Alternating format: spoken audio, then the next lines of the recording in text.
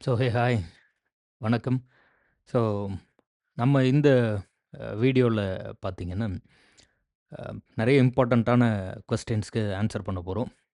நிறைய புது ஸ்டூடெண்ட் இருப்பீங்கன்னு இருக்கேன் இல்லையா? ஏற்கனவே படிச்சுட்டு இருக்கக்கூடிய ஸ்டூடெண்ட் இருப்பீங்க. டெஸ்ட் பேட்ச்சில் ஜாயின் பண்ணுறதா, இல்லை நான் ஒரு கோர்ஸில் ஜாயின் பண்ணி படிக்கணுமா அப்படிங்கிற டவுட்டில் இருக்கலாம். சரி, அந்த டவுட்ஸுமே நிறைய டிஃப்ரெண்ட்டாக இருக்கலாம். இப்போ நான் ஆன்லைனில் படிக்கணுமா, ஆஃப்லைனில் படிக்கணுமா, ஒரு ஹவுஸ் ஒய்ஃப் இருக்க டைமில் எப்படி படிக்கிறது, ஒரு ஒர்க்கிங் ஆஸ்பிரண்ட் இருக்கக்கூடிய டைமை எப்படி யூஸ் பண்ணணும், ஒரு ஃபுல் டைம் ஆஸ்பிரண்ட்டாக இருக்கீங்க, இப்போ தான் கல்லூரி எல்லாம் காலேஜ் எல்லாம் முடிச்சிருக்கீங்க, இமீடியட்டாக நீங்கள் படிக்க தொடங்குறீங்க அப்படின்னா என்ன பண்ணுறது? எப்போதும் நம்ம சொல்வது போல் முதல்ல படிக்கலாமா வேண்டாமா, வேறு வேலைக்கு போகலாமா, இல்லை டிஎன்பிஎஸ்சிக்கு படிக்கலாமா அப்படிங்கிற கேள்வி இருக்கக்கூடியவங்களுக்கு என்ன பதில்? இது மாதிரி நிறைய இம்பார்ட்டண்ட்டான விஷயத்தை பற்றி இந்த வீடியோவில் பேச போகிறோம். ஸோ ஃபஸ்ட்டு எப்பவும் போல் 2026 டிஎன்பிஎஸ்சியோட இந்த எக்ஸாம்ஸ் இமிடியேட்டாக அடுத்து இருக்கக்கூடிய ஒரு 6 மந்த்ஸில் நம்ம அடுத்தடுத்த எக்ஸாம்ஸ் எதிர்பார்க்குறோம். இப்போ இன்றைக்கி ஆஸ் ஆஃப் நவ் ஜூன் 19, இன்னும் ஒரு 3 to 4 டேஸ்க்குள்ளே நம்ம குரூப் 1ஓட நோட்டிஃபிகேஷன் எக்ஸ்பெக்ட் பண்ணுறோம். ஸோ அங்கேருந்து ஆல்ரெடி சிடிஎஸ் டெக்னிக்கல் சர்வீஸ்க்கான எக்ஸாம்ஸ் வந்துருச்சு. தொடர்ந்து அடுத்தடுத்த எக்ஸாம்ஸ் எல்லாம் எக்ஸ்பெக்ட் பண்ணுறோம். ஸோ ஒரு பெர்ஃபெக்ட்டா, ஒரு கிளியராக ஒரு ஒரு ஒன் லாஸ்ட் டைம், ஏன்னா இதற்கு முன்னாடி நிறைய முறை இதே விஷயத்த எக்ஸ்ப்ளைன் பண்ணி பேசியிருக்கேன். இன்னொரு முறை இப்போ ஸ்டார்ட் பண்ணக்கூடிய ஸ்டூடெண்ட்டோ அல்லது கொஞ்சம் கன்ஃப்யூஸ்டா இருக்கக்கூடிய ஸ்டூடெண்ட்டுக்கு ஒரு கிளாரிட்டிக்காக என்ன ஏதுன்னு சொல்லி டீட்டெயில்டா பேசிறலாம் அப்படின்றது தான் இந்த வீடியோ. அண்ட் நம்மளோட ஆன்லைன் கோர்ஸு, நம்மளோட அந்த கிளாஸஸ் இதில எப்படி நீங்க யூஸ் பண்ணிக்கணும் என்ன, இந்த டீட்டெயில்ஸுமே இதில ஃபுல்லா சொல்லப் போறேன். முழுசா கவனிங்க. சரி. நம்பர் 1 ஃபர்ஸ்ட்டு இந்த ஹவ் டூ ஸ்டார்ட் அப்படின்னு ஒரு கொஸ்டின் இருக்கு. அத முதல்ல தெளிவுபடுத்திக்கணும். 2வது எந்த எக்ஸாம் படிக்கிறதுங்கிற ஒரு கொஸ்டின் இருக்கும். குரூப் 1, 2 2A, குரூப் 4ன்னு இருக்கும். நான் எல்லா எக்ஸாமும் எழுதுறேன்னு எழுதுறது. அப்புறம் டெக்னிக்கல் எக்ஸாம் எழுதுறது. இப்போ அக்ரி, என்ஜினியரிங் சர்வீசஸ் அது மாதிரியான டெக்னிக்கல் எக்ஸாம் போறது. அது மாதிரி எல்லாத்துலயும் இது பண்ணிட்டு இருக்காம, எப்படி ஒரு கிளாரிட்டிய கொண்டு வரது. முதல்ல இந்த எக்ஸாம் படிக்கிறதுக்குன்னு சில அடிப்படை விஷயங்கள் இருக்கு. அந்த அடிப்படையில நீங்க தெளிவா இருக்கணும். பேசிக்ஸ்ல தெளிவா இருந்தா தான் பரீட்சைய கிளியர் பண்ண முடியும். அது என்ன பேசிக்ஸு அப்படிங்கிறத பத்தி பார்க்கலாம். நம்மளோட கோர்ஸ் அண்ட் மொபைல் ஆப் இத நீங்க எப்படி யூஸ் பண்ணிக்கலாம்?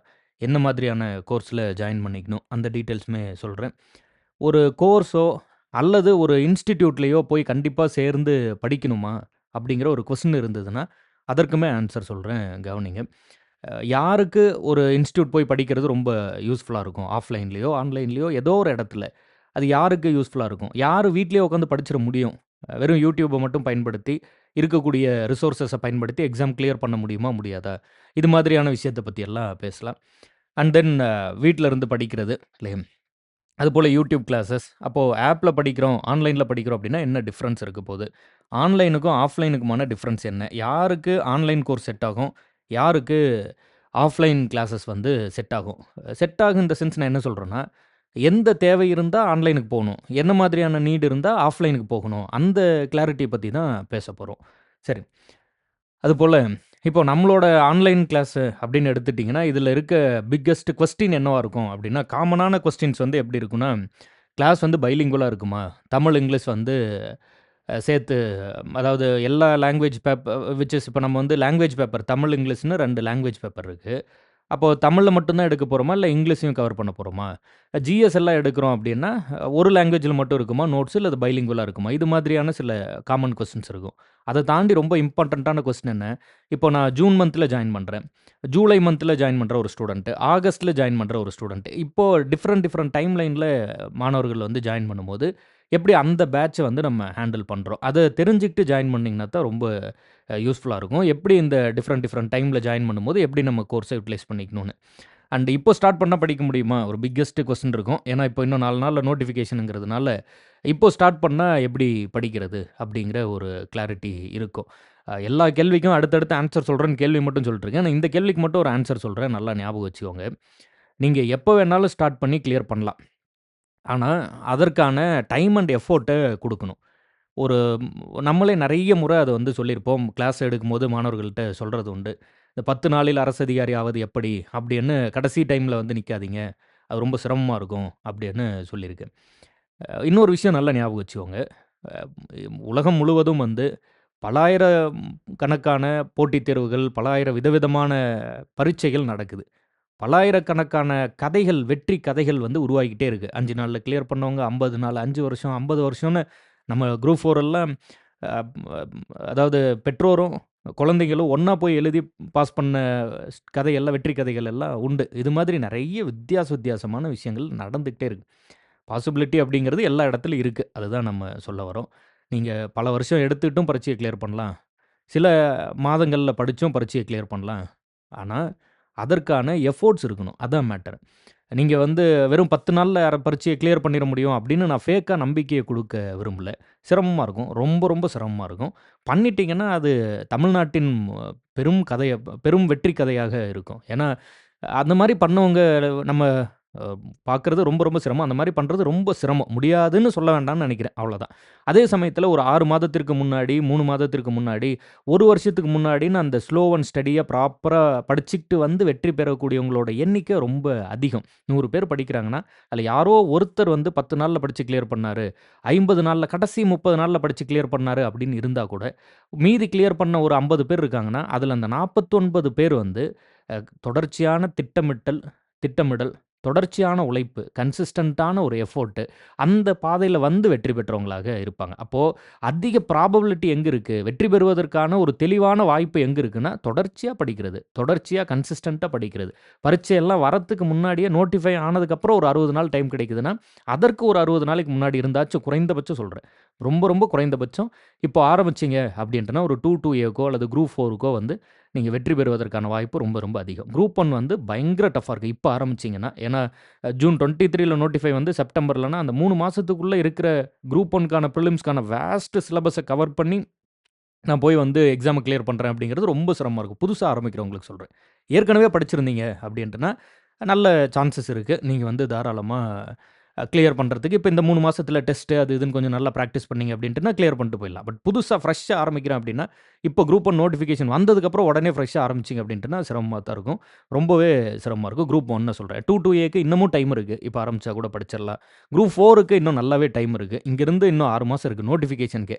அதுக்கப்புறம் அந்த சைடு மினிமம் ஒரு 50 டூ 60 நாளாவது இருக்கு அப்படின்ட்டுனா கூட படிச்சிரலாம். நல்ல ஸ்கோப் இருக்கு. ஸோ அதற்கு தகுந்த மாரி முடிவு பண்ணிக்கோங்க. கவனமா படிங்க. மற்ற கொஸ்டின் எல்லாத்துக்குமே ஆன்ஸர் பண்றேன். படிக்கலாம்.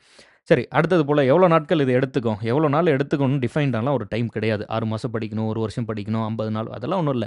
நீங்க எவ்வளோ எஃபோர்ட்ஸ குடுக்குறீங்க, அத பொறுத்து தான் இருக்கு. நல்ல எஃபோர்ட்ஸ போட்டு படிச்சீங்கன்னா, சாலிடா ஒரு 6 மாசம் நல்லா ஃபுல் ஃபோக்கஸ்டா இருந்தீங்க அப்படின்ட்டோம்னா, ஏதாவது ஒரு எக்ஸாம கிளியர் பண்ணி ஒரு வேலையில போய் உட்காந்துரலாம். இல்ல நீங்க வந்து நெறைய வேற ஏதாவது உங்களுக்கு உண்மையாவே நீங்க வந்து ஒரு house wife, working aspirant time இல்ல அப்படின்னாலும் லேட் ஆகலாம்.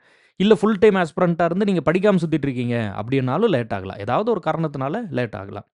சரி. அதேபோல அவுட்சோர்ஸ் இது இன்னைக்கு இருக்கக்கூடிய பிக்கஸ்ட் கொஸ்டின் டிஎன்பிஎஸ்சி ஃபீல்டுக்குள்ள. அவுட்சோர்ஸ் படிக்கணுமா இல்லையா? அப்படின்னா படிக்கணும். படிக்க தான் தேவைப்படுது. இப்ப இருக்க வரைக்கும். இப்போ அடுத்து என்ன அப்டேட் குடுக்க போறாங்க? என்ன மாரி வரப்போகுதுங்கிறது எனக்கு தெரியல. அப்படி ஒரு கிளாரிட்டி குடுத்துட்டாங்கன்னா, பர்ட்டிகுலரா தமிழ்ல அவுட்சோர்ஸ் கேட்க மாட்டோம் அப்படின்னு ஒரு கிளாரிட்டி குடுத்துட்டாவோ, இல்ல வேற ஏதாவது சேஞ்சஸ் வந்தாவோ, அதற்கு தகுந்த மாரி நம்ம அப்டேட் பண்ணிக்கலாம். பட் இப்போ வரைக்கும் அவுட்சோர்ஸ் படிக்க வேண்டிய தேவை இருக்கு. ஆனா அதே சமயத்தில அவுட்சோர்ஸ படிக்கிறேன்னு சொல்லி ஸ்கூல் புத்தகத்த படிக்காம போய் அவுட்சோர்ஸ்ல உட்காந்துருக்க கூடாது. அந்த தப்ப பண்ணக்கூடாது. முதல்ல ஸ்கூல் புத்தகத்த படிச்சு முடிங்க. அத ரிவைஸ் பண்ணுங்க. அதில டெஸ்ட் போட்டு பாருங்க. அதுக்கப்புறம் அவுட்சோர்ஸ் போய் படிங்க. 100 கேள்வியில இங்கிருந்து 10 கேள்வி வருதுன்னா, மீதி 90 கேள்விய சரியா எழுதுனா வேலை வாங்கிட்டு போயிடலாம். ஆனா நான் அந்த 10 கேள்விய சரியா எழுதுறேன்னு சொல்லி 90 கேள்வியில தப்பு பண்ணிட்டு வந்தா ஒண்ணும் பண்ண முடியாது. உங்களுக்கு டிஃபரன்ஸ் புரியுதுன்னு நெனைக்கிறேன். ஸ்கூல் புக் தான் ரொம்ப இம்பார்ட்டன்ட். அதுக்கப்புறம் அத படிச்ச பிறகு அவுட்சோர்ஸ் பார்த்துக்கலாம். ஸோ கிளாஸஸ் பைலிங்குவலா தான் இருக்கும். சொல்லியிருந்தேன். ஸோ பைலிங்குவலா நீங்களும் படிச்சு கத்துக்கோங்க. புக்ஸ் குடுக்குறோமா இல்லையா? நோ. அத பத்தி நான் சொல்லிர்றேன். நம்ம எந்த ஒரு புத்தகமும் குடுக்க போறதில்ல. நீங்க கோர்ஸ்ல ஜாயின் பண்ணா, ஸ்கூல் புத்தகம் தான் அத நீங்களே வாங்கிக்கணும். இல்லன்னா ஆன்லைன்ல டவுன்லோட் பண்ணிக்கலாம். ஃப்ரீ தான். தமிழ்நாடு கவர்மெண்ட்டோட ஃப்ரீ தான். கிளாஸ்ல யூஸ் பண்ற பிடிஎஃப்ப அப்போதைக்கு அப்போ அந்தந்த கிளாஸ்ல குடுத்துருவாங்க. அது நீங்க கலெக்ட் பண்ணி சேர்த்துனீங்கனாவே ஒரு நல்ல சிறந்த புத்தகமாயிரும். அப்போ ஒண்ணு நீங்க கிளாஸ கவனிச்சு நோட்ஸ் எழுதணும். இல்லன்னா அந்த கிளாஸ்ல குடுக்குற பிடிஎஃப் எல்லாம் கலெக்ட் பண்ணி வச்சு, பிரிண்ட் பண்ணி நீங்க வந்து புத்தகமா மாத்திக்கலாம். கரண்ட் அஃபேர்ஸ்க்கு என்ன பண்ண போறோம்? பிடிஎஃப் குடுத்துருவோம், படிச்சிரணும். அதுதான். அண்ட் கோர்ஸோட பிரைஸ் என்ன? பிரைஸ் உங்களுக்கு ஆல்ரெடி தெரிஞ்சிருக்கலாம். இப்போ 2-2A கோர்ஸோட பிரைஸ் வந்து 4,999ல இருக்கு. இது விரைவில் வந்து 5,999ஆ மாத்தப் போறோம். அதனால மேக்ஸிமம் வந்து உடனே ஜாயின் பண்ண பாருங்க. இந்த மந்த் மேக்ஸிமம் இப்போ குரூப் 1 நோட்டிஃபிகேஷன் இது மாரி அடுத்தடுத்து வரும்போது பிரைஸ் வந்து மாத்துறதுக்கு தான் பிளான் பண்ணியிருக்கோம். இது 2-2A அண்ட் குரூப் 4க்கான பேக்கேஜ். அதே குரூப் 1 வந்து 8,999ல இருக்கு. இதுவுமே விரைவில் வந்து ரூ. 9,999 அந்த மாரி மாத்த தான் பிளான் பண்ணியிருக்கோம். முடிஞ்ச அளவு ஜாயின் பண்ணோம் அப்படின்னா, சீக்கிரம் ஜாயின் பண்ணிக்கோங்க. அண்ட் டெஸ்ட் பேட்ச் போகுது. 499ல இருக்கு. இது ஜிஎஸ் மட்டும் தான். இதுவுமே 999 விச் இஸ் ₹1000க்கு மாத்த போறோம். இப்போ 499ல இருக்கு. அதில ஜாயின் பண்ணிக்கலாம். ஸோ அந்த ஒரு ஃபர்ஸ்ட் என்ட்ரியா அந்த பிரைஸ். ஏன்னா நான் பிரைஸ தெரிஞ்சுக்க தான் இந்த வீடியோக்குள்ள வந்தேன் அப்படின்னா, முதல்லே பிரைஸ தெரிஞ்சுக்கோங்க. மற்ற டீட்டெயில்ஸ் எல்லாம் ஃபுல்லா நான் எக்ஸ்ப்ளைன் பண்றேன். அதுக்கப்புறம் இந்த பிரைஸ் டீட்டெயில்ஸ் என்ன ஏதுன்னு நீங்க பார்த்துக்கலாம். And test batch, price details இது எல்லாத்தையும் சொல்லிட்டு, இப்போ ஒவ்வொரு கொஸ்டினா ஆன்சர் பண்ணிட்டு வரலாம். பாருங்க. ஸோ ஃபர்ஸ்ட்டு இந்த ஹவ் டூ ஸ்டார்ட் அதுதான். அதிலருந்து பார்ப்போம். முதல் விஷயம் இந்த how to start, syllabus, how to study, where to study இதெல்லாம் படிக்கிறதுக்கு முன்னாடி, நான் டிஎன்பிஎஸ்சி பத்தி பொதுவா பேசின எல்லா வீடியோலயும், ஈவன் கிளாஸஸ் எடுக்கும்போது, லைவ் கிளாஸஸ் எடுக்கும்போது கூட ஒரு விஷயத்த கிளியரா மென்ஷன் பண்ணிக்கிட்டே இருக்கேன். அது இப்பவும் மென்ஷன் பண்ணிறணும்னு நெனைக்கிறேன். ஏன்னா புதுசா யாராவது படிக்கிறீங்கன்னா, இந்த விஷயத்த மிஸ் பண்ணிறாம கரெக்ட்டா பிடிச்சுக்கோங்க. அதில நம்பர் 1 ஃபர்ஸ்ட்டு வந்து த ஒய். அதாவது நான் ஏன் டிஎன்பிஎஸ்சி எக்ஸாம்க்கு படிக்கணும் அப்படிங்கிறதுல தெளிவா இருங்க. நம்மளே கூட அத பத்தி நெறைய பேசியிருக்கோம். அதாவது என்னன்னா, நீங்க வந்து அரசு அதிகாரி ஆகணும் அப்படின்னு உங்களுக்கே ஒரு விருப்பம் இருந்து நீங்க ஆரம்பிச்சீங்கன்னா, அரசு அதிகாரி ஆகணும் அப்படிங்கிற அந்த சிலபஸ படிக்கிறதுல அந்த அந்த பயணத்த ஆரம்பிச்சீங்கன்னா, அது ரொம்ப ரொம்ப நல்லாருக்கும்.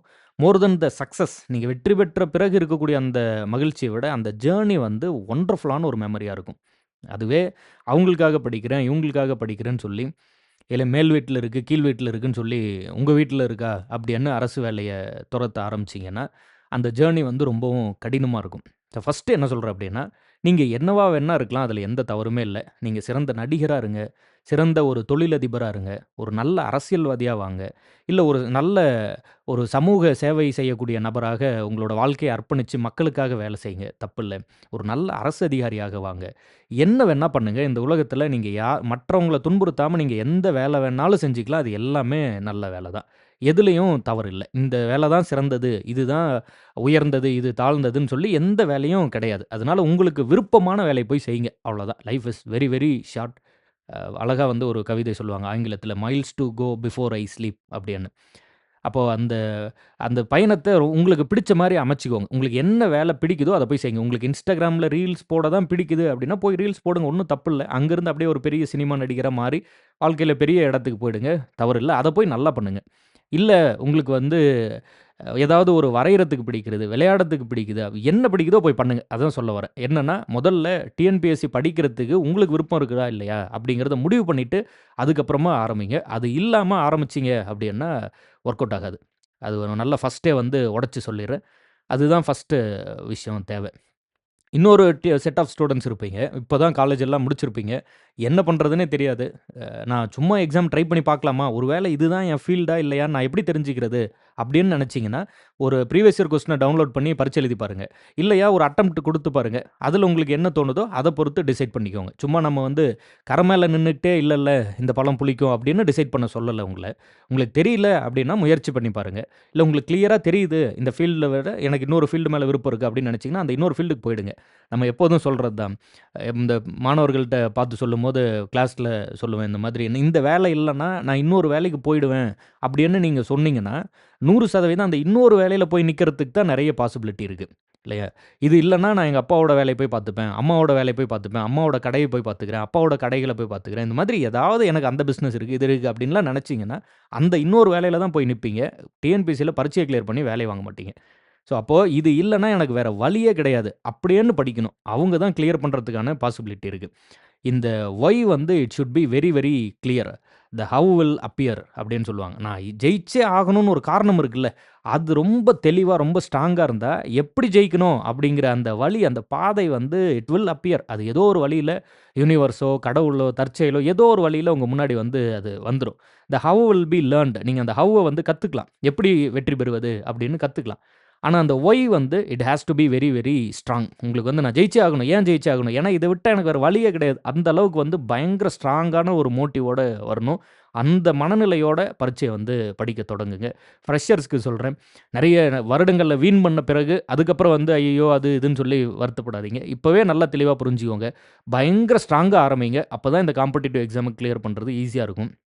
நாள் பட, நாள் பட மோர் தென் கிட்டத்தட்ட நான் வந்து ஒரு 8 டூ 10 இயர்ஸ் கிட்ட இந்த ஃபீல்டுக்குள்ள இருக்கேன். இதில நீங்க அப்படியே பார்க்க பார்க்க ஃபீல்டு இன்னும் டஃப் ஆயிட்டே போதே ஒழிய குறைஞ்ச மாரி இல்ல. மாணவர்களும் அந்த அளவுக்கு ஸ்ட்ராங்கா ஆகுறாங்க. அந்த பரீட்சையும் அந்த அளவுக்கு வந்து பயங்கர டஃப் ஆயிட்டே போயிட்டே இருக்கு. இப்போ இந்த ஏஐ எல்லாம் வர வர இன்னும் நல்லா வந்து கற்றல் வந்து ரொம்ப ஸ்ட்ராங்கா இருக்கு. அப்ப இன்னும் இந்த இந்த ஃபீல்டு வந்து இன்னும் அதிகமான டஃப்பான விஷயமா தான் மாறப்போகுது. அப்ப ஆர்வம் இல்லாம ஒண்ணுமே பண்ண முடியாது. அப்ப நம்பர் 1 ஃபர்ஸ்ட்டு வந்து ஆர்வம் இருக்கான்னு பார்த்துக்கோங்க இல்லையா? ஆர்வம் இல்லன்னா இந்த ஃபீல்டு பக்கமே வராதீங்க. உங்களுக்கு எங்க ஆர்வம் இருக்கோ அங்க போயிடுங்க. அதான் முதல்ல நம்பர் 1. சரி எனக்கு ஆர்வம்லாம் இருக்கு. இப்ப நான் எப்படி படிக்கிறது? அப்படின்னா, ரொம்ப காமனா எல்லாருமே எழுதக்கூடிய அந்த பேசிக் இம்பார்ட்டன்ட்டான எக்ஸாம்ஸ் என்னென்ன? அதோட பேசிக்ஸ் என்ன? அத சொல்லிர்றேன் கவனிங்க.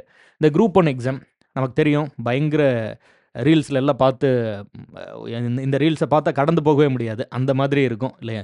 அந்த குரூப் 1 போஸ்ட்ல ஒரு ஒரு டிஎஸ்பி, ஒரு டெப்டி கலெக்டர் அது மாதிரி எல்லாம் அந்த டாப் நாட்ச் போஸ்ட் இருக்குல்ல, அது இதற்கு மேல யுபிஎஸ்சி எக்ஸாம் எழுதுனா டைரக்ட்டா அந்த போஸ்ட்டுக்கு வராங்க. தமிழ்நாடு ஸ்டேட் லெவல் எக்ஸாம்ல குரூப் 1 தான் இருக்கிறதுலயே அந்த டாப் மோஸ்ட் போஸ்ட். இத பொறுத்தவரைக்கும் மொத்தம் 3 ஸ்டேஜ். பிரிலிம்ஸ், அப்புறம் ஒரு மெயின்ஸ். மெயின்ஸ் சென்னையில மட்டும் தான் நடக்கும். அதுவுமே 4 பேப்பரா நடக்கும். ஒரு எலிஜிபிலிட்டி அப்புறம் 3 பேப்பர் நடக்கும். அப்புறம் ஒரு இன்டர்வியூ இருக்கும். அதுக்கப்புறம் தான் போஸ்டிங் குடுப்பாங்க. இப்போ நம்ம பேசுறது இந்த பிரிலிம்ஸ் பத்தி மட்டும் தான். இப்போ நோட்டிஃபிகேஷன் வரப்போறது பிரிலிம்ஸ் தான். அப்ப இந்த பிரிலிம்ஸ் பொறுத்தவரைக்கும் 200 கேள்வி. 200 கொஸ்டின். 200 கேள்வி 300 மார்க். இதுல ரொம்ப தெளிவா இருக்கணும். ஒரு கேள்விக்கு 1.5 மார்க். நம்ம கட் ஆஃப் பேசுறதெல்லாம் வந்து கொஸ்டின்ல தான் பேசுவோம். இப்ப 150 கேள்வி 150 கட் ஆஃப்னா மார்க் 150 வந்துருச்சு எனக்கு கிளியர் ஆகலைன்னு வந்து யோசிக்கக்கூடாது. ஃப்ரெஷர்ஸுக்கு சொல்றேன். ஆல்ரெடி படிச்சுட்டு இருக்கவங்களுக்கு இதெல்லாம் வந்து பயங்கர ஆனா ஆவன்னா மாதிரி நல்ல மனப்பாடம் இருந்திருக்கும். பட் 200 கேள்வி 1.5 மார்க் ஃபார் ஈச் கொஸ்டின் மொத்தம் 300 மார்க்.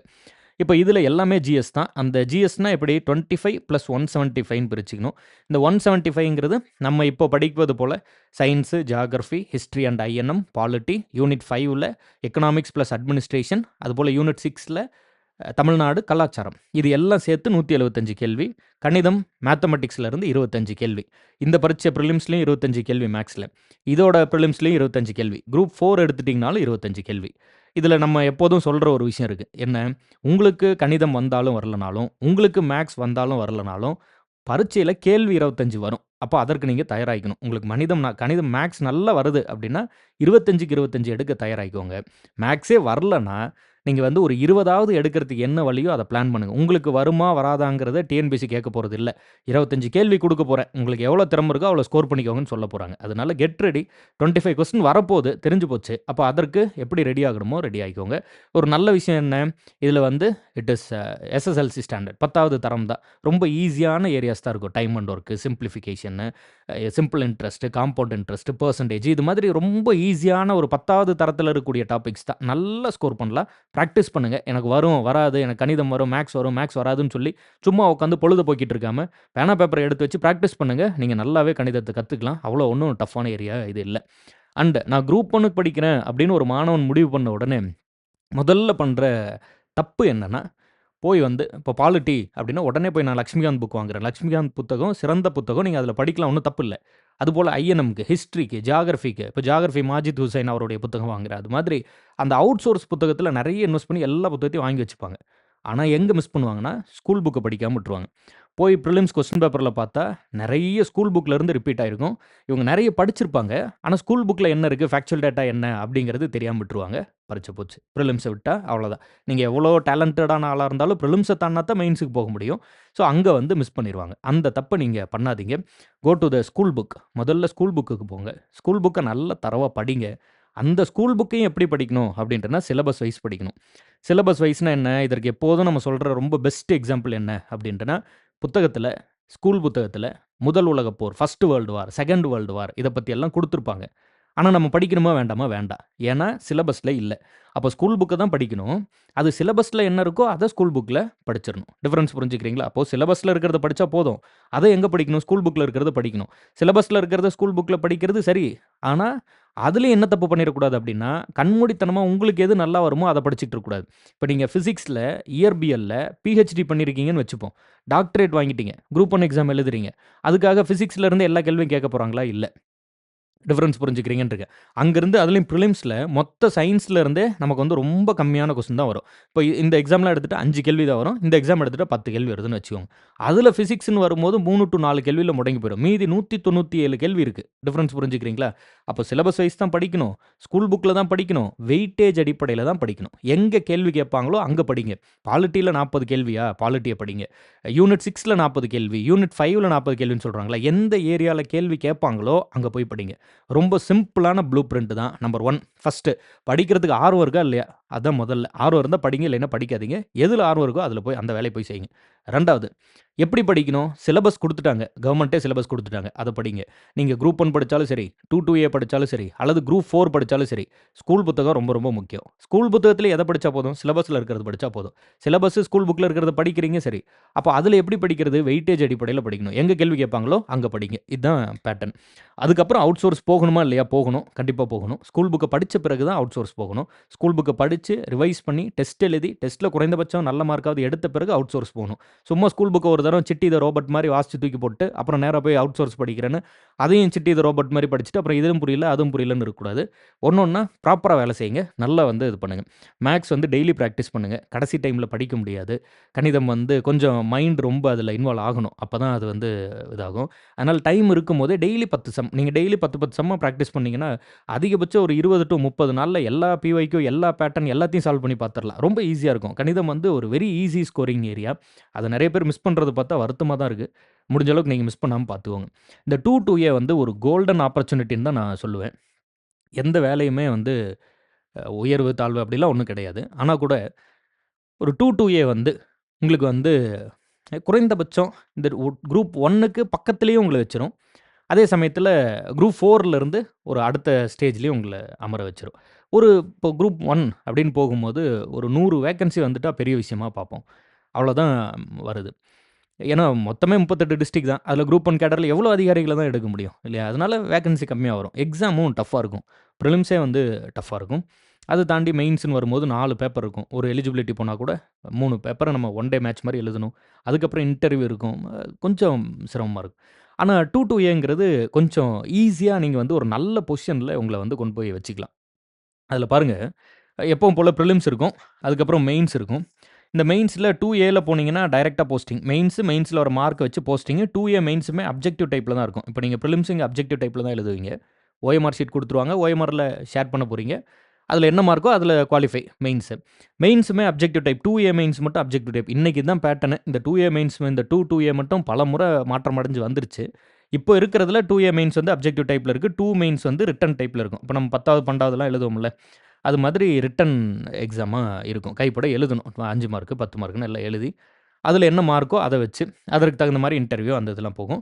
இதுனா டைரக்ட்டா இன்டர்வியூ எல்லாம் போயிடும். இப்ப இதிலயுமே நான் இன்டர்வியூவா எல்லாத்தையும் மாத்துறாங்க. ஏன்னா, அந்த ஒரு டிரான்ஸ்பரன்சி இருக்கணும் அப்படிங்கிறதுக்காக.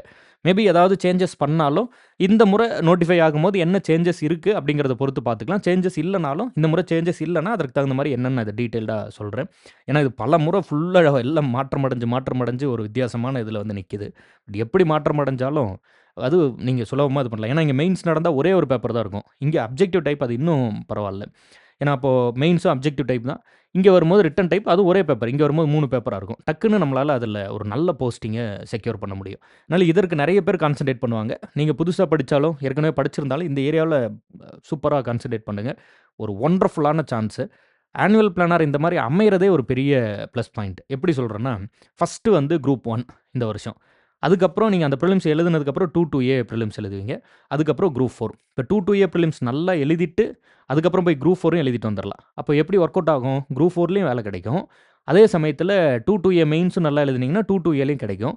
இதில ஒரு பிரச்சனையும் இருக்கு. என்னன்னா குரூப் 4ல வேலைய எடுத்துருவாங்க. 2லயும் வேலைய எடுத்துருவாங்க.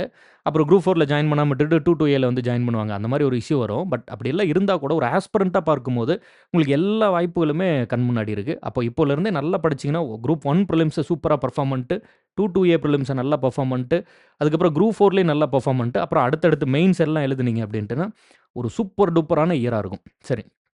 முன்னாடி சொன்ன அதே தான் இங்கேயும். எல்லா பிரிலிம்ஸ்க்கும் அதே தான் தாரக மந்திரம். என்னது? மொத்தம் 200 கேள்வி. இங்க 200மே ஜிஎஸ். அதுல 25 மேத்தமேட்டிக்ஸ், 175 ஜிஎஸ்ஸா பிரிச்சிருப்பாங்கன்னு சொல்லியிருந்தேனா, இங்க வந்து என்னது? தமிழ் அல்லது இங்கிலீஷ். இத நல்லா புரிஞ்சுக்கிறீங்கன்ருக்கேன். இந்த ஒரு டிஃபரன்ஸ் இருக்கும். நல்லா மைண்ட்ல ஏத்திக்கோங்க. இந்த பிரிலிம்ஸை பொறுத்தவரைக்கும் 2 பிரிலிம்ஸை பொறுத்தவரைக்கும் நீங்கள் தமிழ்லேயும் எழுதலாம், இங்கிலீஷ்லேயும் எழுதலாம். குரூப் 4 பொறுத்தவரைக்கும் அதோட பிரிலிம்ஸ் வந்து தமிழில் மட்டும்தான் எழுத முடியும், இங்கிலீஷில் எழுத முடியாது. இப்போ இதை தான் கோரிக்கையாக வச்சுருக்காங்க. இப்போ வந்து குரூப் 4லேயும் இங்கிலீஷ் கொண்டு வரணும். அது மாதிரி அது என்ன அப்டேட் வருதுங்கிறது பார்க்கலாம். அதுக்கு தகுந்த மாதிரி நம்ம அந்த அப்டேட்டை இது பண்ணிக்கலாம். இப்போதைக்கு இன்னைக்கு வரைக்கும் தமிழ் மட்டும்தான் குரூப் 4. மாற்றுத்திறனாளியாக இருந்தால் அவங்களுக்கு வந்து இது மாதிரி வந்து இங்கிலீஷில் எழுதுகிற வாய்ப்பு இருக்கும். அதை போட்டு கன்ஃபியூஸ் பண்ணிக்காதீங்க. பட் தமிழ் தான் குரூப் 4. அதுவே குரூப் 2 ஏன்னா ப்ரிலிம்ஸ் வந்து நீங்கள் தமிழ்லேயே எழுதலாம், இங்கிலீஷ்லேயே எழுதலாம். 100 கேள்வி. அப்போ 100 கேள்வி லாங்குவேஜ் பேப்பர்லேயே போயிடுது. மீதி 100 கேள்வியில் 25 + 75 தான் ஜிஎஸ்ஸா வரும். இப்போ இதில் என்ன நீங்கள் புரிஞ்சுக்கணுன்னா, முதல்ல ஒரு விஷயம் சொன்னேன்னா, என்ன சொன்னேன்? வெயிட்டேஜ் அடிப்படையில் படிங்க அப்படின்னு. அப்போ 2 ப்ரிலிம்ஸில் பாருங்கள், அதிக கேள்வி எங்கே வருது? லாங்குவேஜ் பேப்பரில் தான் வருது. 100 கேள்வி. கணிதத்தில் எவ்வளோ வந்துருச்சு? 25 கேள்வி. இந்த 125 கேள்வியை சரியாக வச்சுட்டு, மீதி இருக்கக்கூடிய 75 கேள்வியில் வெறும் ஸ்கூல் புக்கை மட்டுமே படிச்சுட்டு, நீங்கள் வந்து அதில் பதில் எழுதுனீங்க அப்படின்னா, பாஸ் ஆகிடலாம். ப்ரிலிம்ஸை தாராளமாக தாண்டிடலாம். டிஃப்ரென்ஸ் புரிஞ்சுக்கிறீங்கன்றது. வெறும் ஸ்கூல் புக்கை மட்டும் வச்சுட்டு 2 ப்ரிலிம்ஸை கிளியர் பண்ண முடியுமா? முடியாதா? அப்படின்னா முடியும். நிறைய பாசிபிலிட்டி இருக்குது. ஏன்னா இங்கே வரப்போகிறதே வெறும் 75 கேள்வி. 75 கேள்விக்கு 6 சப்ஜெக்ட். என்னது? Science, geography, history, INM, polity, economics, administration, கல்ச்சர்னு. அப்போது எல்லாத்துக்கும் நம்ம ஆவரேஜாக பிரிக்கும்போது 75 கேள்வி ஸ்கூல் புக்லேருந்து அந்த முக்கியமான ஏரியாவிலேருந்தே கேள்வியெல்லாம் வந்துடும். நல்லா ஸ்கோர் பண்ணிடலாம். ஆனால் இந்த 25 இந்த 100 மிஸ் பண்ணக்கூடாது. லாங்குவேஜ் பேப்பரில் 100க்கு 100 அடிக்க முயற்சி பண்ணுங்கள். இல்லையா ஒரு 95 ப்ளஸ்ஸாவது வைக்கணும். தமிழ் படித்தாலும் சரி, இங்கிலீஷ் படித்தாலும் சரி. இங்கே 25க்கு 25 அப்படியே சீல் பண்ணணும். ஒரு வேளை மிஸ் ஆனால் ஒரு 1 ஆர் 2 மிஸ் ஆனால் கூட 23, 24ல் வந்து நிற்கணும்.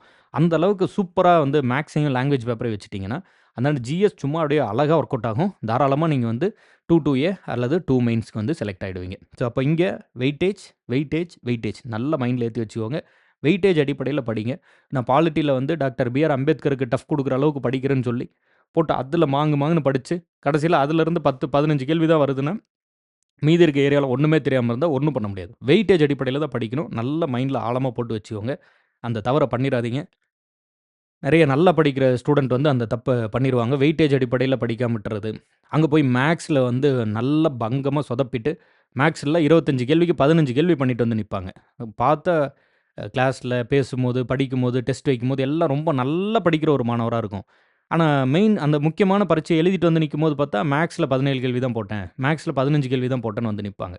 நம்ம என்ன சொல்கிறது? எத்தனை முறை சொல்லியிருப்பேன். ஆனாலும் வந்து அந்த மேத்தமெட்டிக்ஸை கவனிக்காமலே விட்டுட்டு, கடைசியில் போய் பரீட்சையிலேருந்து நான் வந்து நல்லா பண்ணல அப்படின்னு வந்து நிற்கிறது. அதே மாதிரி அந்த கவுன்சிலிங் டேட்டை பார்த்தா 2 கேள்வி, 3 கேள்வியில் அந்த போஸ்டிங் வந்து மிஸ் ஆயிருக்கும். இந்த தப்பு பல முறை பார்த்துக்கிட்டே இருக்கும். பல முறை சொல்லிக்கிட்டே இருக்கும். அது கேட்குறவங்க தான் கேட்குறாங்க. நிறைய பேர் அதை இக்னோர் பண்ணிடுறாங்க. கடைசியாக பரீட்சை எழுதிட்டு வந்து, அதுக்கப்புறம் இல்லை நான் மேக்ஸில் 17 தான் சார் பண்ணேன், 15 தான் பண்ணேன்னு வந்து நிற்கிறாங்க. நீங்களும் அந்த தப்பு பண்ணாதீங்க. சொல்ல வேண்டியது என்னோட வேலை. அப்புறம் அது தக்க வச்சுப்பீங்களோ, விட்டுருவீங்களோ, அது உங்களோட பிரச்சனை. அத நான் சொல்லிட்டேன். நல்ல மைண்டில் ஆழமா போட்டு வச்சுக்கோங்க. மேக்ஸில் 25, 25 பண்ணணும். குரூப் 4 பொறுத்தவரைக்கும், ஒரு ப்ராப்பரான, ஒரு ஒண்டர்ஃபுல்லான டக்குன்னு ஒரு கவர்மெண்ட் வேலைய பிடிக்கக்கூடிய ஒரு இடம். அது என்ன டக்குன்னு அப்படின்னா, இப்போ 2 ப்ரிலிம்ஸ் இருக்கு, மெயின்ஸ் இருக்கு இல்லையா? குரூப் 1ன்னா சொல்லவே தேவையில்ல. ப்ரிலிம்ஸ் இருக்கு, மெயின்ஸ் இருக்கு. மெயின்ஸ்லேயே 1, 2, 3, 4ன்னு இருக்கு. 4 பேப்பர் இருக்கு. அதுக்கப்புறம் இன்டர்வியூ இருக்கு. அதுக்கப்புறம் தான் போஸ்டிங். ஆனா குரூப் 4ல அப்படி இம்மீடியட்டா நீங்க வந்து ஒரு ஒரு கவர்மெண்ட் வேலைய செக்யூர் பண்ணிடலாம். எப்படி? ஒரே ஒரு பரீட்சை தான். அந்த பரீட்சையில ஒரு 200 கேள்வி. இந்த 200 கேள்வியில ஒரு 180 கேள்வி, இல்ல கொஸ்டின் பேப்பர் பயங்கர டஃப்பா இருந்தா ஒரு 160, 165ன்னு போட்டு வந்துட்டீங்கன்னா, அப்படியே உடனே கவுன்சிலிங் வேலை. அவ்வளோதான். குறுக்க வேற எதுவுமே கிடையாது. அந்த 200 கேள்வி அதில சரியா வச்சுட்டா உடனே வேலை தான். டிஃபரன்ஸ் புரியுதுன்னு நெனைக்கிறேன். ரிசல்ட் வரும். கவுன்சிலிங் அனவுன்ஸ் பண்ணுவாங்க. போஸ்டிங்க தூக்கி கையில குடுத்துருவாங்க. அப்படியே ஒரு ஒண்டர்ஃபுல்லா வந்து நீங்க டக்குன்னு போய் கவர்மெண்ட் வேலையில உட்கார்றதுக்கு இந்த இந்த இடம் வந்து ஹெல்ப்ஃபுல்லா இருக்கும். ஆனா அவ்வளோ எஃபோர்ட்ஸ் இருக்கணும். சும்மா போய் உட்காந்துற முடியாது. போட்டி இருக்கும். பயங்கரமா போட்டி இருக்கும். என்னோட ஒப்பீனியன்ல இந்த 3 பரீட்சையில டஃப்பான எக்ஸாம் என்ன தெரியுங்களா? குரூப் 4 தான். போட்டி ரொம்ப அதிகமா இருக்கும். நெறைய மாணவர்கள் வந்து படிப்பாங்க. அப்போ அதுலயும் ஒன்லி தமிழ் அப்படிங்கிறதுனால ரத்த பூமி மாரி இருக்கும். தமிழ் வந்து பயங்கர சூப்பரா எல்லாரும் ப்ரிப்பேர் பண்ணிட்டு வருவாங்க. இப்பலாம் வந்து சிலபஸ் வந்து ஒரு மாற்றம் அடைஞ்சு ஒரு மாரி இருக்கிறதுனால, இந்த சிலபஸ் வந்து நெறைய பேத்த அது அந்த படிச்சுட்டு வரவங்களுக்கும், படிக்காம வரவங்களுக்கும் வித்தியாசம் தெரியாத மாரி ஒரு சில பிரச்சனைகள் இருக்கு. பட் பழைய சிலபஸ்ல வந்து எங்க எப்படி கேள்வி கேட்டாலும், அப்படியே தூக்கத்தில எழுப்பி கேட்டா கூட பதில் சொல்லுவாங்க. அந்த அளவுக்கு தமிழ அப்படியே கரைச்சு குடிச்சிருப்பாங்க. அப்புறம் மேத்தமெட்டிக்ஸ கொஞ்சம் நல்லா ப்ரிப்பேர் பண்ணிட்டு, ஸ்கூல் புக்க ப்ரிப்பேர் பண்ணிட்டு வந்தாங்கன்னா முடிஞ்சுச்சு அவ்வளோதான். நேரா போஸ்டிங். டக்கு டக்கு டக்கு டக்கு டக்குன்னு அடிப்பாங்க. தமிழ்ல 99, 98லாம் அடிச்சுக்கிட்டு இருந்தாங்க. அது ஒரு சூப்பரான எராவா இருந்தது. பார்ப்போம் இந்த முறை தமிழ் சிலபஸ் எப்படி ஒர்க் அவுட் ஆகுது என்னன்ட்டு. தமிழ் சிலபஸில் ஒண்ணு அவுட் சோர்ஸ் போக மாட்டேன்னு சொல்லணும். இல்லன்னா வந்து சிலபஸில் ஏதாவது ஒரு மாற்றம் வரணும்னு எதிர்பார்க்குறோம். பார்ப்போம் என்ன நடக்குதுன்னு. நம்ம அத வந்து இது பண்ண முடியாது. டிஎன்பிஎஸ்சி போர்டு சைட்லேருந்து என்ன சொல்றாங்கன்னு பார்ப்போம். இன்னைக்கு ஜூன் 19, 2026 இப்போ வரைக்கும் நான் எதுவும் சேஞ்சஸ் பார்க்கல. வேற அடுத்தடுத்து வரக்கூடிய சேஞ்சஸ் ஏதாவது இருந்தாலும் நான் பேசுறேன். அத பத்தி எக்ஸ்ப்ளைன் பண்றேன், சொல்றேன். ஸோ முன்னாடியே சொன்னது போல தான் மேத்தமெட்டிக்ஸ்க்கு அதிக முக்கியத்துவம் குடுங்க. இங்க வந்து ஸ்கூல் புக்க முதல்ல படிங்க. அப்புறம் அவுட் சோர்ஸ் படிச்சுக்கலாம். இங்க அதிக முக்கியத்துவம் குடுங்க. ஏன்னா வெயிட்டேஜ் அடிப்படையில தான் நம்ம படிக்கணும். வெயிட்டேஜ் இங்க தான் இருக்குது. இங்க தான் கேள்வி கேட்க போறாங்க. இத வந்து முழு மூச்சா படிக்க வேண்டியது தான். பார்த்துக்கோங்க. டெக்னிக்கல் எக்ஸாம் ஏதாவது படிக்கிறீங்கன்னா, இங்க தமிழ்ல கேள்வி கேட்டது போல, நீங்க அக்ரியோ அல்லது என்ஜினியரிங் சார்ந்த டெக்னிக்கல் எக்ஸாம் படிக்கிறீங்கன்னா, அந்த டெக்னிக்கல் எக்ஸாம்ல இருந்து உங்களுக்கு ஒரு 100 கொஸ்டின்ஸ் இருக்கும். ஜிஎஸ்ல இருந்து இந்த மேத்தமெட்டிக்ஸ், ஜிஎஸ் சேர்ந்திருக்கும். இதுக்கும் அதே பேட்டர்ன் தான். டிஎன்பிஎஸ்சி எந்த பரீட்சை நடத்தினாலும், முதல்ல போய் ஸ்கூல் புக்க படிச்சுக்கிறீங்க. ஸ்கூல் புக்ல நல்லா தரவா படிச்சுக்கிறீங்க. அதுக்கப்புறம் தான் அவுட் சோர்ஸ் மற்ற கதை இது எல்லாமே. ஸோ அப்போ go for it. School book நல்லா மைண்ட்ல ஏத்திக்கிறீங்க, படிக்கிறீங்க, ரிவைஸ் பண்றீங்க, டெஸ்ட் போடுறீங்க. நீங்க ஆப்ல நம்மளோட ஸ்டூடண்ட்டுக்கு எல்லாருக்குமே நம்ம இப்போ பொதுவா ஒரு கேள்வி இருக்கும்ல. நான் யூடியூப்ல படிக்கிறதுக்கும், ஆன்லைன்ல ஒரு ஆப்ல ஜாயின் பண்ணி படிக்கிறதுக்கு என்ன வித்தியாசம்னா, இந்த புக்க வரி வரியா படிக்க வச்சு டெஸ்ட் குடுத்துட்டே இருக்கிறது தான் வித்தியாசம். ஸோ அதுதான் இங்க மேட்டர்ஸ். சரி. பார்ப்போம். அடுத்த ஏரியா பார்ப்போம். பாருங்க. இப்போ அடுத்ததுல இந்த ஹவ் அண்ட் வேர் இதில கிளியரா இருங்க. முன்னாடியே சொல்லிட்டேன். எப்படி படிக்கணும்? எங்க படிக்கணும்? இத எப்படி படிக்கணும் அப்டின்னா, வெயிட்டேஜ் அடிப்படையில தான் படிக்கணும். சிலபஸ் எடுத்து பார்த்துட்டு வெயிட்டேஜ் அடிப்படையில படிங்க. எங்க படிக்கணும்? சிலபஸ் ஸ்கூல் புக்ல எங்க பாயிண்ட் அவுட் பண்ணுதோ அங்க படிங்க. ஸ்கூல் புக்க முழுசா படிக்கிறேன்னு சொல்லி, புக்கா படிக்கிறேன்னு சொல்லி தப்பு பண்ணாதீங்க. இல்லையா? ஃபர்ஸ்ட்டு சிலபஸ்ல இருக்கிறத ஸ்கூல் புக்ல படிங்க.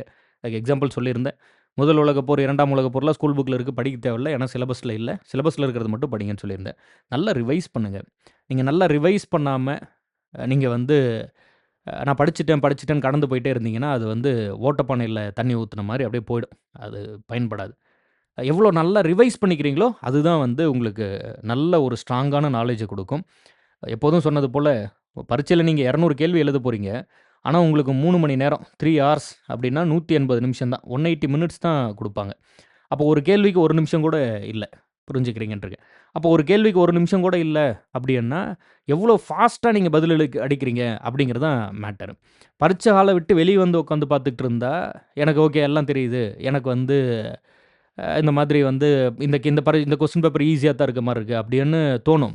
ஆனா பரீட்சை ஹால்ல உட்காந்து பார்த்தா தான் இந்த 180 மினிட்ஸ் டைம் ஓடிக்கிட்டே இருக்கும். டக்குன்னு அடுத்தடுத்து 1/2 ஹவர் தான் இருக்கு, 1 ஹவர் தான் இருக்கு அப்படின்னு பிரஷர் பண்ணும்போது அந்த கேள்வித்தாள எழுதி பார்த்தா தான் என்னன்னு புரியும்.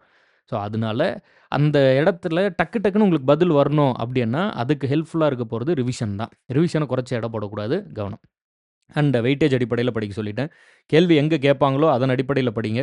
உங்களுக்கு எந்த சப்ஜெக்ட் நல்லா வருமோ அதன் அடிப்படையில படிக்காதீங்க. அண்ட் கேள்வி கேட்கும் தலைப்புகளிலிருந்து படிக்க வேண்டும். அப்போ அதில that is Tamil and mathematics. அதுக்கப்புறம் school book. Language paper Tamil choose பண்றீங்கன்னா தமிழ்ல, இல்லன்னா இங்கிலீஷ். இப்போ இங்கிலீஷ் சூஸ் பண்ணீங்கன்னா 2A மட்டும் தான் எழுத முடியும். குரூப் 4 எழுத முடியாது. அதுவே தமிழ் சூஸ் பண்ணீங்கன்னா 2A பிரிலிம்ஸும் எழுதலாம். குரூப் 4லயும் தமிழ் வந்து பிக்கப் பண்ணிக்கலாம். நான் 2A இங்கிலீஷ்ல எழுதிட்டு 4 வந்து தமிழ்ல எழுதுறேன் அப்படின்னு முடிவு பண்ணீங்கன்னா, ஒண்ணும் தப்பில்ல. ஆனா படிக்கிறதுக்கு நெறைய இருக்கு. இங்கிலீஷ் லாங்குவேஜ் ஃபுல்லா படிச்சு 2 பிரிலிம்ஸ் எழுதி முடிச்சுட்டு, அப்புறம் தமிழ்ல படிக்க ஆரம்பிச்சு, தமிழ்ல முழுசா படிச்சு குரூப் 4 எழுதணும். பெரிய வேலை. அதுக்கு தகுந்த மாரி பிளான் பண்ணிக்கோங்க. ஓகே. அண்ட் டெஸ்ட் பேட்ச் பத்தி சொல்லணும்னா, சி என்ன புரிஞ்சுக்கோங்க ஃபர்ஸ்ட்டு அப்டின்னா, ஒண்ணு நீங்க படிச்சு முடிச்சிருக்கணும். ஏற்கனவே நான் படிச்சுட்டேன், டெஸ்ட் எழுதுனேன். நான் லாஸ்ட் டைம் வந்து மேபி 1 ஆர் 2 மார்க்ஸ்ல மிஸ் பண்ணேன். இல்ல நான் ஆல்ரெடி படிச்சிருக்கேன். ஒரு 4, 5 வருஷம் ஆயிடுச்சு. மறுபடியும் கொஞ்சம் ரிவிஷன் பண்ணிக்கிறேன். அந்த மாரிலாம் இருந்தா டெஸ்ட் பேட்ச்க்கு போங்க. ஒரு ஃப்ரெஷரு நேரா போய் டெஸ்ட் பேட்ச்ல அமர்ந்துட்டு, எனக்கு அது புரியல, இது புரியலன்னு சிரமப்படாதீங்க. படிச்ச பிறகு தான் டெஸ்ட் பேட்ச்க்கு போணுமே ஒழிய, நேரா டெஸ்ட் பேட்ச்க்கு போகாதீங்க. அதான் நான் முதல்ல சொல்ல நினைக்கிறது. 2வது என்ன அப்டின்ட்டுனா, கொஸ்டின் பேப்பர அனலைஸ் பண்ணுங்க. சும்மா ஒரு டெஸ்ட் பேட்ச்ல ஜாயின் பண்றேன்னு சொல்லி, வெறும் பிடிஎஃப்பா வாங்கி வச்சுக்கிட்டு, இன்னைக்கு இன்டர்நெட்ல இல்லாத கொஸ்டின்ஸே கிடையாது. இன்டர்நெட்ல இல்லாத மெட்டீரியலே கிடையாது. நீங்க இந்திய அளவுல இருக்கக்கூடிய ஸ்டாண்டர்ட் யுபிஎஸ்சி மெட்டீரியல்ல இருந்து, தமிழ்நாட்டுக்குள்ள இருக்கக்கூடிய ரொம்ப ரீஜினலான ஒரு நல்ல மெட்டீரியல் வரைக்கும் எல்லாமே டெலிகிராம்ல கிடைக்குது. எல்லா பிடிஎஃப்பையும் வாங்கி வச்சுக்கலாம். வச்சுட்டு இருந்து என்ன பண்றது? மண்டைக்குள்ள சரக்கு இருக்கணும். அப்போ அதற்கு நல்லா நீங்க அது கூட டைம் ஸ்பெண்ட் பண்ணணும், அனலைஸ் பண்ணணும், படிக்கணும், ரிவைஸ் பண்ணணும். டைம் வந்து நெறைய குடுத்தா தான் மைண்ட்ல வரும். ஸோ, அப்போ ஒரு 100 கேள்வி இருக்கு அப்படின்னு எடுத்துக்கிறீங்கன்னா, ஒரு 100 கொஸ்டின்ஸ் இருக்குன்னு எடுத்துக்கிறீங்கன்னா, 100 கொஸ்டின மேக்ஸிமமா அனலைஸ் பண்ணுங்க. நல்லா கோ த்ரூ பண்ணுங்க.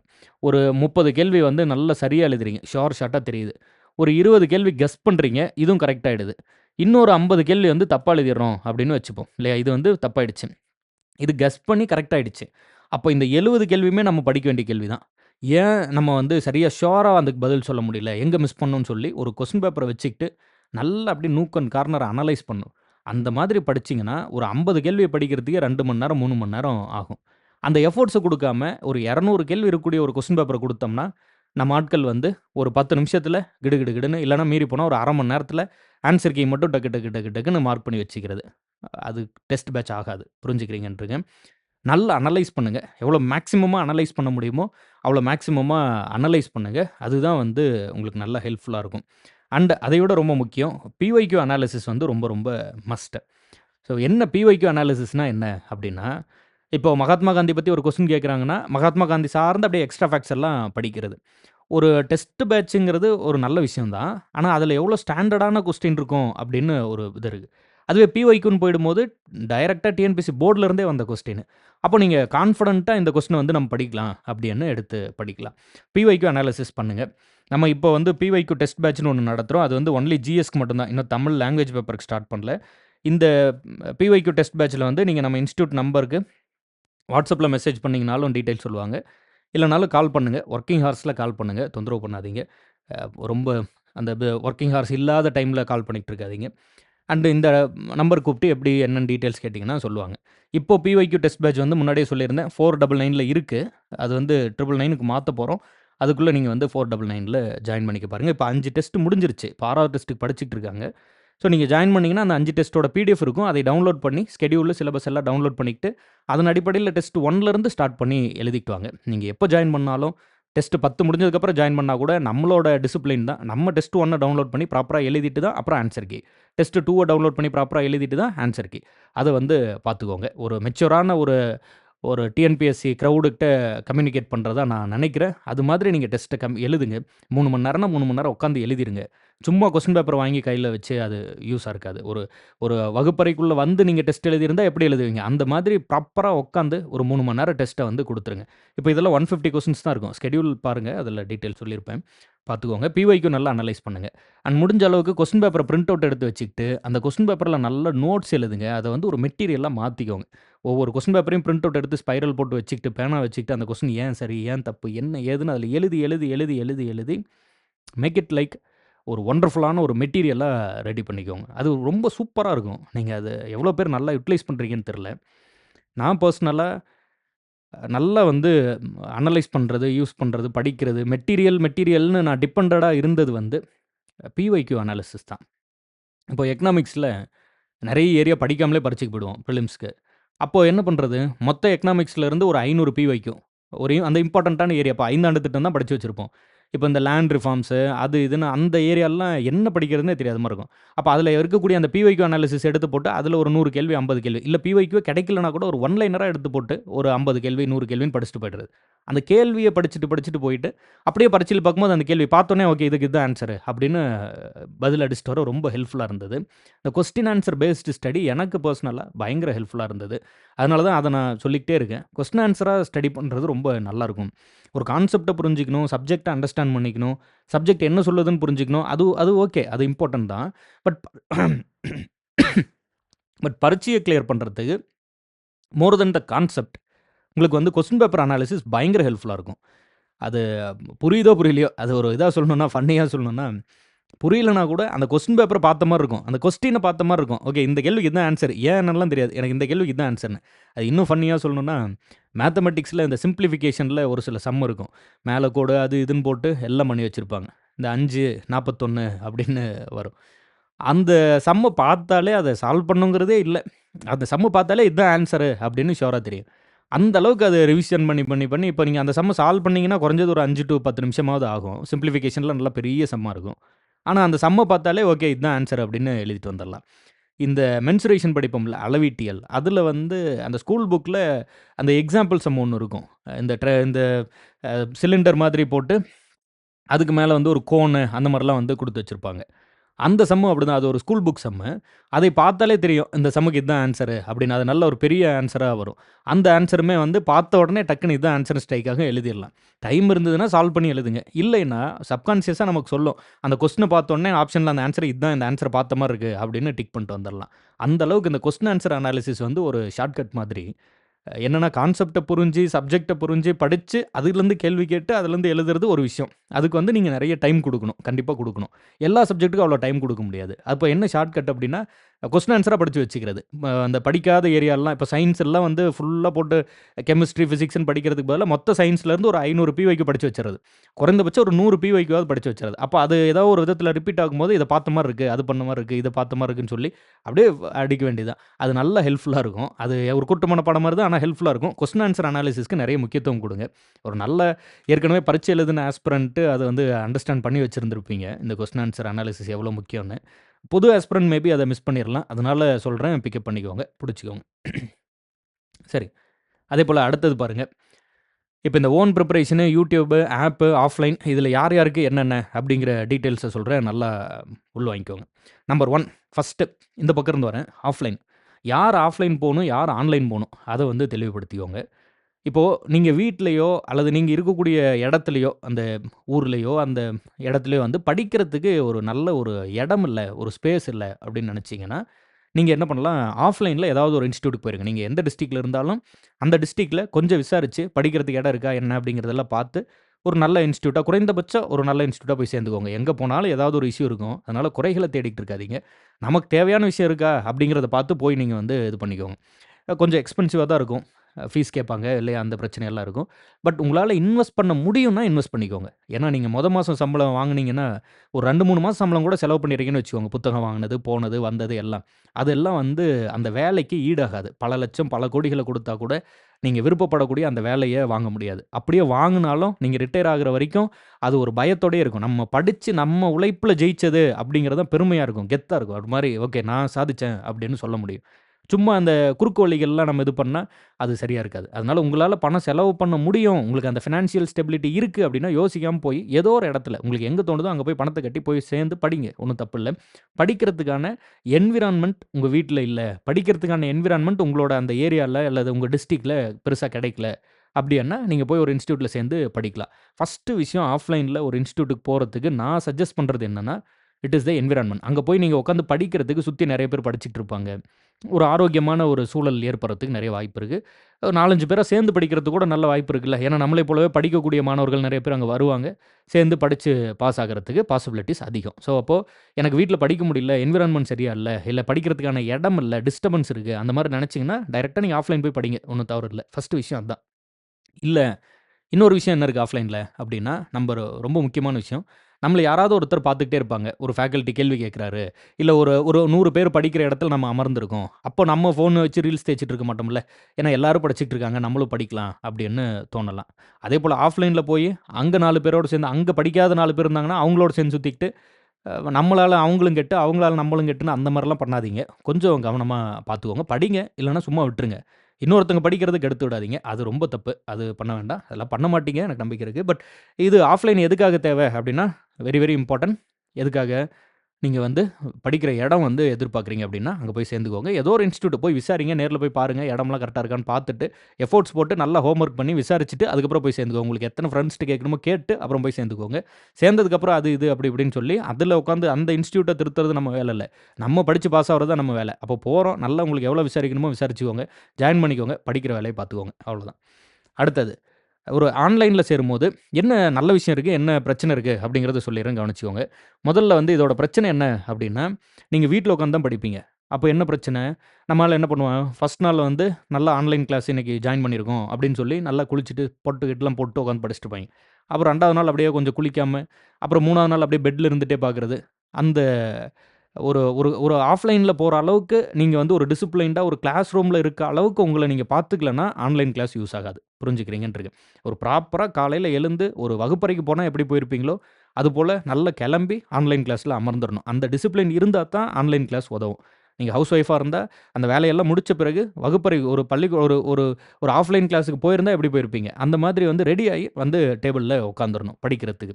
என்ன டாபிக் குடுத்தாங்க, என்ன ஹோம் 2 மணி நேரம் படிங்க, 3 மணி நேரம் படிங்க தப்பில்ல. ஆனா அந்த 3 மணி நேரம் ப்ராப்பரா ரெடி ஆயி வந்து 3 மணி நேரம் படிச்சிருங்க. அந்த 3 மணி நேரத்தில காம்ப்ரமைஸ் பண்ணிக்காதீங்க. 5 மணி நேரம் முடியுது, 7 மணி நேரம் முடியுது படிச்சிருங்க. அந்த டிசிப்ளின் இருந்தா தான் ஆன்லைன் கிளாஸ் யூஸ் ஆகும். நல்லா மைண்ட்ல வச்சுக்கோங்க. அண்ட் பேட்ச் மேனேஜ்மெண்ட் இருக்கு. பேட்ச் மேனேஜ்மெண்ட் பத்தி நான் சொல்றேன் அடுத்த ஸ்லைட்ல. ஆன்லைன்ல இருக்க நெறைய நல்ல விஷயம் இருக்கு. அதுல நம்பர் 1 என்ன அப்டின்னா, ரெக்கார்டடா இருக்கும். இப்ப நம்ம ஆப்லயே கூட நம்ம குடுக்கக்கூடிய கிளாஸஸ் எல்லாம் ரெக்கார்டட் கிளாஸஸ். விச் இஸ் லைவ்ல தான் எடுப்பாங்க. ஆனா, நீங்க ஒரு வேள மிஸ் பண்ணிட்டீங்க அப்டின்னா, அது ரெக்கார்டடா இருக்கும். திரும்ப பார்த்துக்கலாம். அப்போ உங்களோட டைம் கன்வீனியன்ஸ்க்கு நீங்க காலையிலருந்து வேலைக்கு போறீங்க. சாயந்தரம் தான் உங்களுக்கு படிக்கிற டைம் இருக்கு. காலையில கிளாஸ் எடுத்துட்டாங்க அப்டின்னா, வந்த உடனே நீங்க அந்த காலையில முடிச்ச லைவ் கிளாஸ ரெக்கார்டடா போட்டு பார்த்துக்கலாம். ஸோ, அந்த ரெக்கார்டட் வெர்ஷன் அப்டிங்கிறது it will be very, very useful. எத்தன டைம் வேணாலும் பார்த்துக்கலாம். அது இன்னொரு முக்கியமான விஷயம் இல்லையா? நீங்க வந்து 5 நிமிஷம் லேட்டா வந்தீங்க. அதனால முக்கியமான பாயிண்ட்ட நான் சொல்லிட்டேன், போயிடுச்சு அப்டின்னு சொல்றதுக்கு இல்ல. ஏன்னா, இப்ப ஆஃப்லைன்னா அந்த ஒரு முறை சொல்லிட்டா போச்சு. அந்த மாரி இருக்கும். ஆனா, ஆன்லைனுங்கும்போது உங்களுக்கு அது ரெக்கார்டடா இருக்கும். எத்தன முறை வேணாலும் பார்த்துக்கலாம். எத்தன முறை வேணாலும் நீங்க நோட்ஸ் எடுத்துக்கலாம். அண்ட் நம்மளோட ஆப் பொறுத்தவரைக்கும், நம்ம அந்த கிளாஸ்ல யூஸ் பண்ற பிடிஎஃப்ப குடுத்துருவாங்க. இப்ப ஐஎன்எம் கிளாஸ் உங்களுக்கு முடியுதுன்னா, ஐஎன்எம்ல யூஸ் பண்ண பிடிஎஃப் எல்லாம் குடுத்துருவாங்க. அத பிரிண்ட் பண்ணீங்கனாவே புத்தகம் ஆயிடும். அதிலேயே நீங்க கைப்பட ஹேண்ட் ரிட்டன் எல்லாம் எழுதி முடிச்சீங்கன்னா, சூப்பரான ஒரு நோட்ஸா ரெடி ஆயிரும். நான் என்ன சஜெஸ்ட் பண்ணுவேன்னா, கைப்பட நோட் எழுதுங்க. பிடிஎஃப் வந்து நெறைய வொர்க்கிங் ஆஸ்பிரண்ட் இருக்கீங்க, நெறைய ஹவுஸ் ஒய்ஃப் இருக்கீங்க. அவங்களுக்கு எழுத கொஞ்சம் டைம் சரியா வரலன்னு கேட்டுக்கிட்டே இருந்ததுனால, நான் சரி பிடிஎஃப்ப குடுத்துறலான்னு குடுக்க ஆரம்பிச்சுட்டேன். பட் என்னோட சஜஷன் என்ன, ஒரு ஃபுல் டைம் ஆஸ்பிரண்ட்டா இருக்கீங்கன்னா, நோட்டு, பேனா, பேப்பர போட்டு எழுதுங்க. எவ்வளோக்கு எவ்வளோ எழுதுறீங்களோ, அந்த அளவுக்கு தான் நீங்க வந்து ஸ்ட்ராங்கா மைண்ட்ல ஏத்த முடியும். அதனால நோட்ஸ் எடுங்க. பேனா, பேப்பர் வச்சு எழுதுங்க. அண்ட் நம்ம எந்த புத்தகமும் குடுக்குறதில்ல. நீங்க வந்து ஸ்கூல் புக் மட்டும் தான். அந்த ஸ்கூல் புக் வந்து நீங்க எய்தர் வாங்கிக்கலாம் ஆஃப்லைன்ல அல்லது பிடிஎஃப்பா டவுன்லோட் பண்ணிக்கலாம். And working aspirant and house ஒய்ஃபா இருந்தாலும், ஆன்லைனுங்கும்போது நீங்க எனி டைம் ரெக்கார்டட் செஷன வந்து பார்த்துக்கலாம். ஒரு சீரியஸான ஆஸ்பிரண்ட்டா இருந்தீங்க அப்டின்ட்டுனா, ஒரு ஆன்லைன் பேட்ச் வந்து ஒரு வொண்டர்ஃபுல்லான கிஃப்ட். ஏன்னா, இப்போ நம்ம சைட்லயே வந்து நம்ம நெறைய எக்ஸாம கிளியர் பண்ண ஃபேக்கல்டி வச்சு கிளாஸ் எடுக்கிறதுனால, அவங்க எங்க இருந்தாலும் அவங்களால கிளாஸ் குடுக்க முடியுது. ஏன்னா, ஆன்லைனுங்கிறதுனால அவங்களோட கன்வீனியன்ட் டைம்ல அவங்க கிளாஸ் குடுத்துர்றாங்க.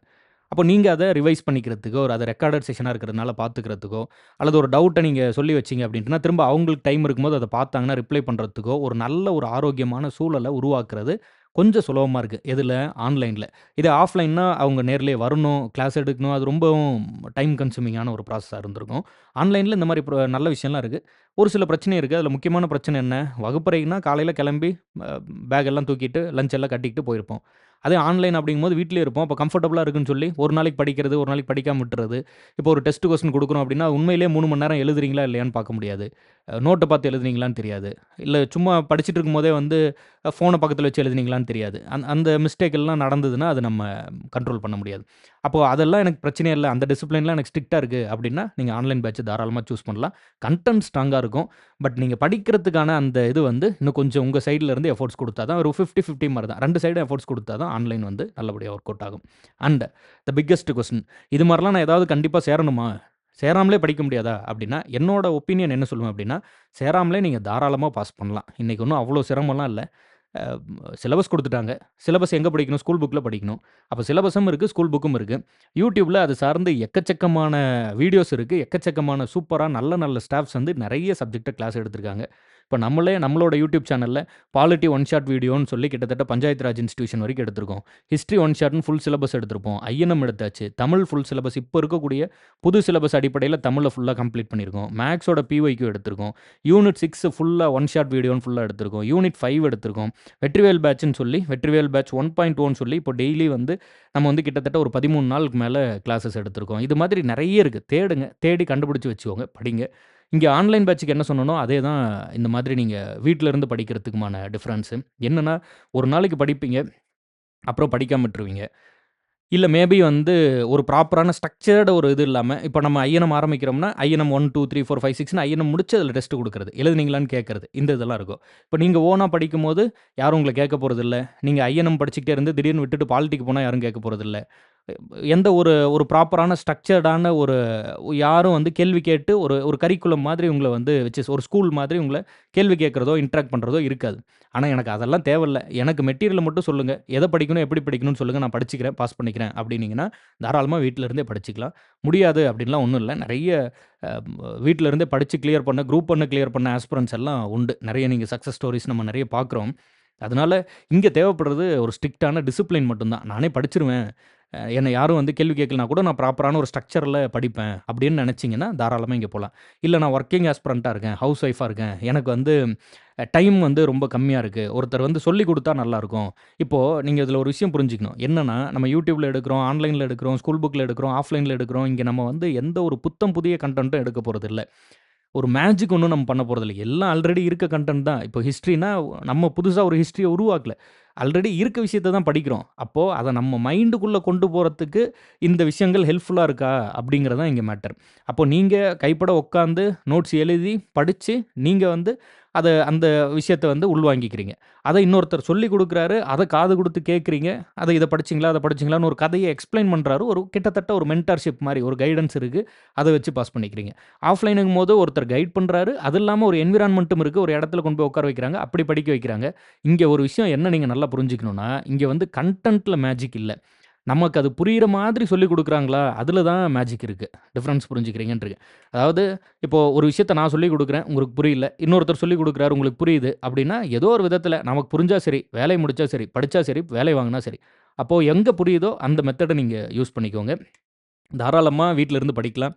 அதற்கு அந்த ஸ்ட்ரிக்ட்டான ஒரு ஒரு ஸ்கெட்யூல்ல ஸ்ட்ரிக்ட்டா வந்து சொன்ன பிளான் பண்ண வேலைய கரெக்ட்டா முடிக்கிறது, அந்த பழக்கம் இருந்தா தாராளமா நீங்க பண்ணலாம்.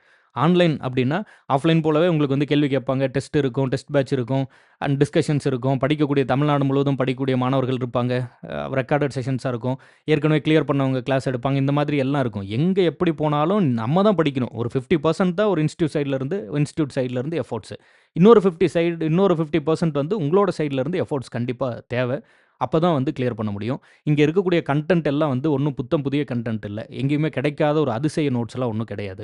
அத நமக்கு புரிய வைக்கிறதில்ல, நம்ம மைண்ட்ல வந்து அத ஞாபகம் வச்சுக்கிறதில்ல, நம்ம நல்லா ரிவிஷன் பண்ணிக்கிறதில்ல, அத பரீட்சையில போய் ரிஃப்ளெக்ட் பண்றதில தான் விஷயமே இருக்கு. ஸோ அத நல்லா உள்வாங்கிட்டு படிக்க ஆரம்பிச்சுக்கோங்க. உங்களுக்கு எது சூஸ் ஆகுமோ, எது செட் ஆகுமோ அத பார்த்துக்கோங்க. எண்ட் ஆஃப் த டே எனக்கு வந்து வீட்ல படிக்க முடியல அப்டின்னா, ஆஃப்லைன் போங்க. இல்லையா? வீட்ல படிக்க முடியுது, எனக்கு கன்டென்ட் ஸ்ட்ராங்கா இருந்தா போதும் அப்டின்னா, ஆன்லைன் வாங்க. நல்ல நல்ல சூப்பரான ஒரு ஃபேக்கல்டி அண்ட் சூப்பரான ஒரு டீம் செட் வந்து இருக்கு. நம்ம வந்து நம்மளோட கிளாஸஸ் ஆன்லைன்ல ரொம்ப ஸ்ட்ராங்கா இருக்கும். நல்லாருக்கும். அண்ட் இன்க்ளூடிங் டெஸ்ட் எல்லாமே இதிலேயே குடுத்துருவாங்க. தாராளமா நீங்க வந்து படிக்கலாம். அதே வீட்ல உட்காந்து படிக்கணும் அப்படின்னு நினைச்சீங்க அப்படின்ட்டுனா, சிலபஸ ஸ்ட்ராங்கா புரிஞ்சுக்கோங்க. ஸ்கூல் புக்க புரிஞ்சுக்கோங்க. YouTubeல நல்லா தேடுங்க. உங்களுக்கு எந்தெந்த வீடியோலாம் நல்லா புரியுதோ, அதெல்லாம் எடுத்து வச்சுக்கோங்க. தாராளமா படிங்க.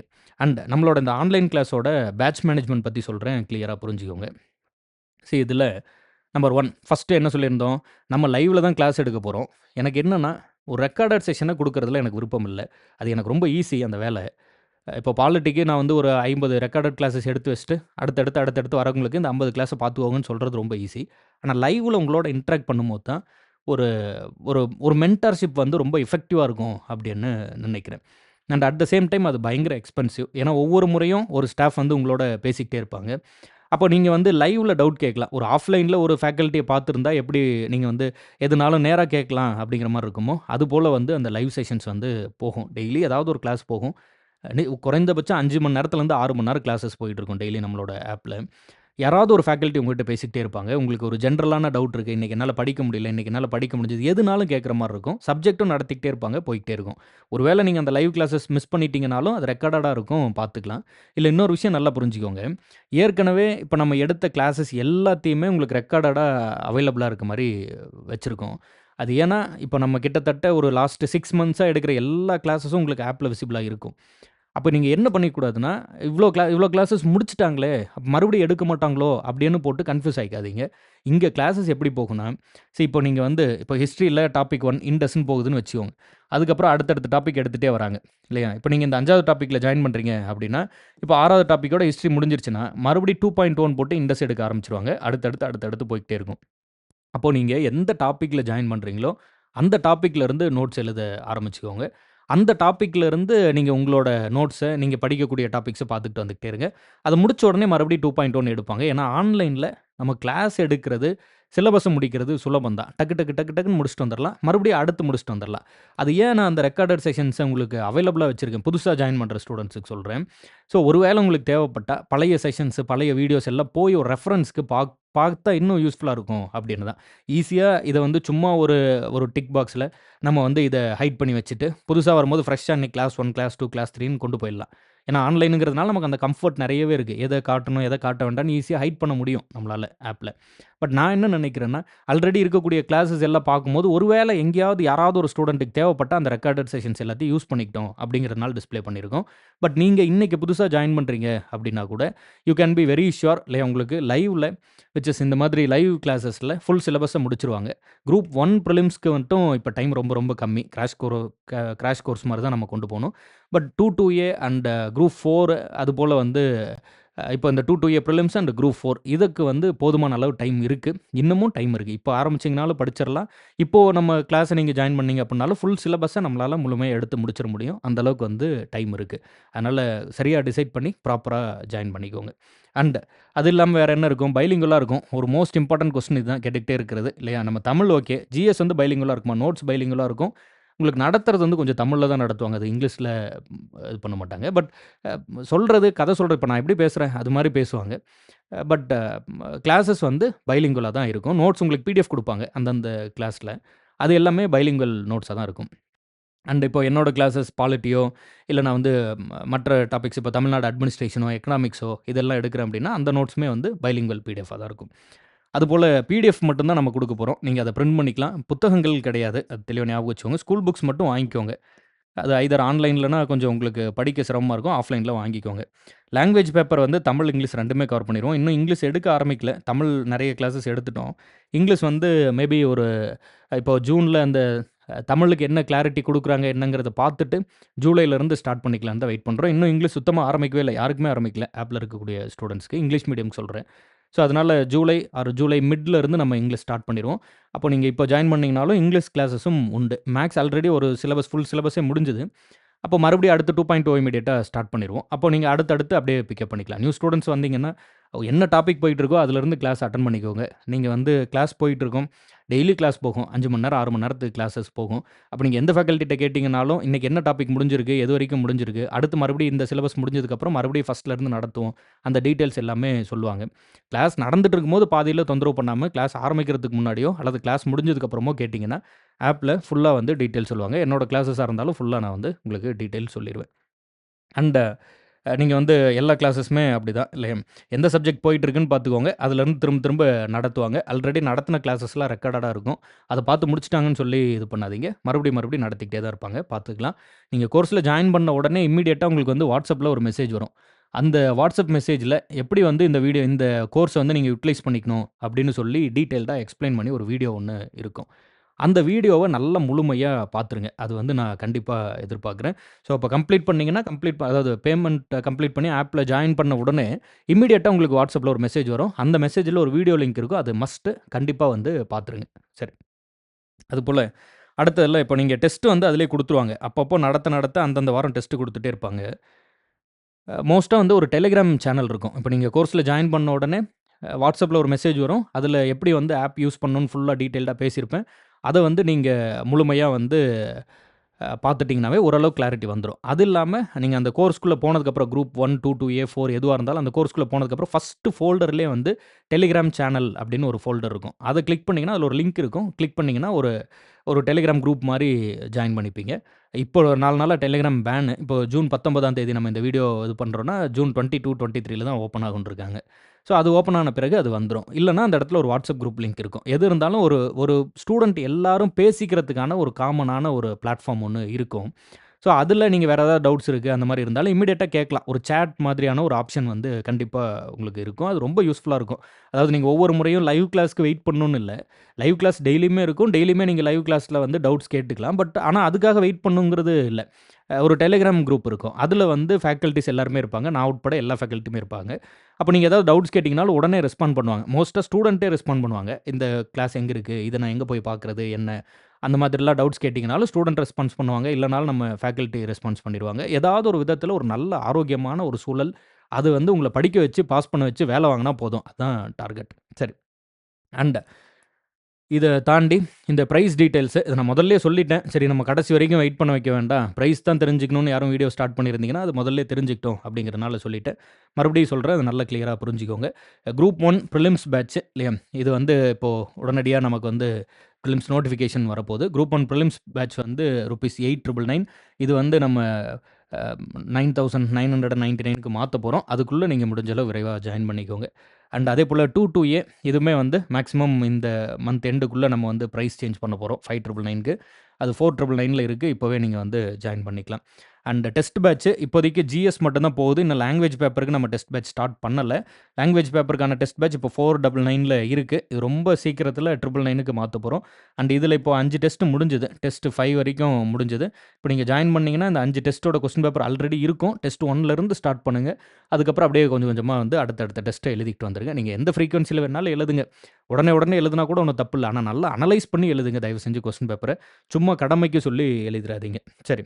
அதேபோல அடுத்ததுல நீங்க நம்மட்ட சில பிரிண்டட் புக்ஸ் வாங்கிக்கலாம்.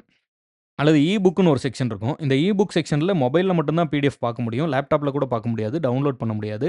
அதெல்லாம் தெரிஞ்சுக்கோங்க. புக் பர்ச்சேஸ் பண்ணிட்டு அத டவுன்லோட் பண்ண முடியலன்னு நினைக்காதீங்க.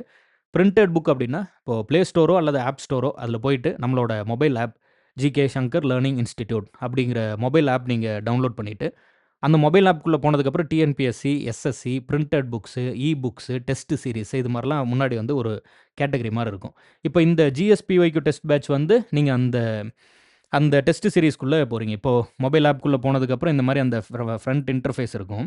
அதில டிஎன்பிஎஸ்சின்னு இருக்கும். அதுக்குள்ள போனீங்கன்னா குரூப் 4, 2, 2A அண்ட் 1க்கான கோர்ஸ் இருக்கும்.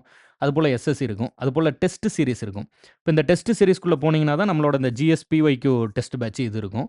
பிரிண்டட் புக்ஸ் அண்ட் புக்ஸ் இருக்கும். இப்போ பிரிண்டட் புக்ஸ்க்குள்ள போனீங்க அப்படின்னா, யூனிட் 6 கொஸ்டின் பேங்க் இருக்கும்.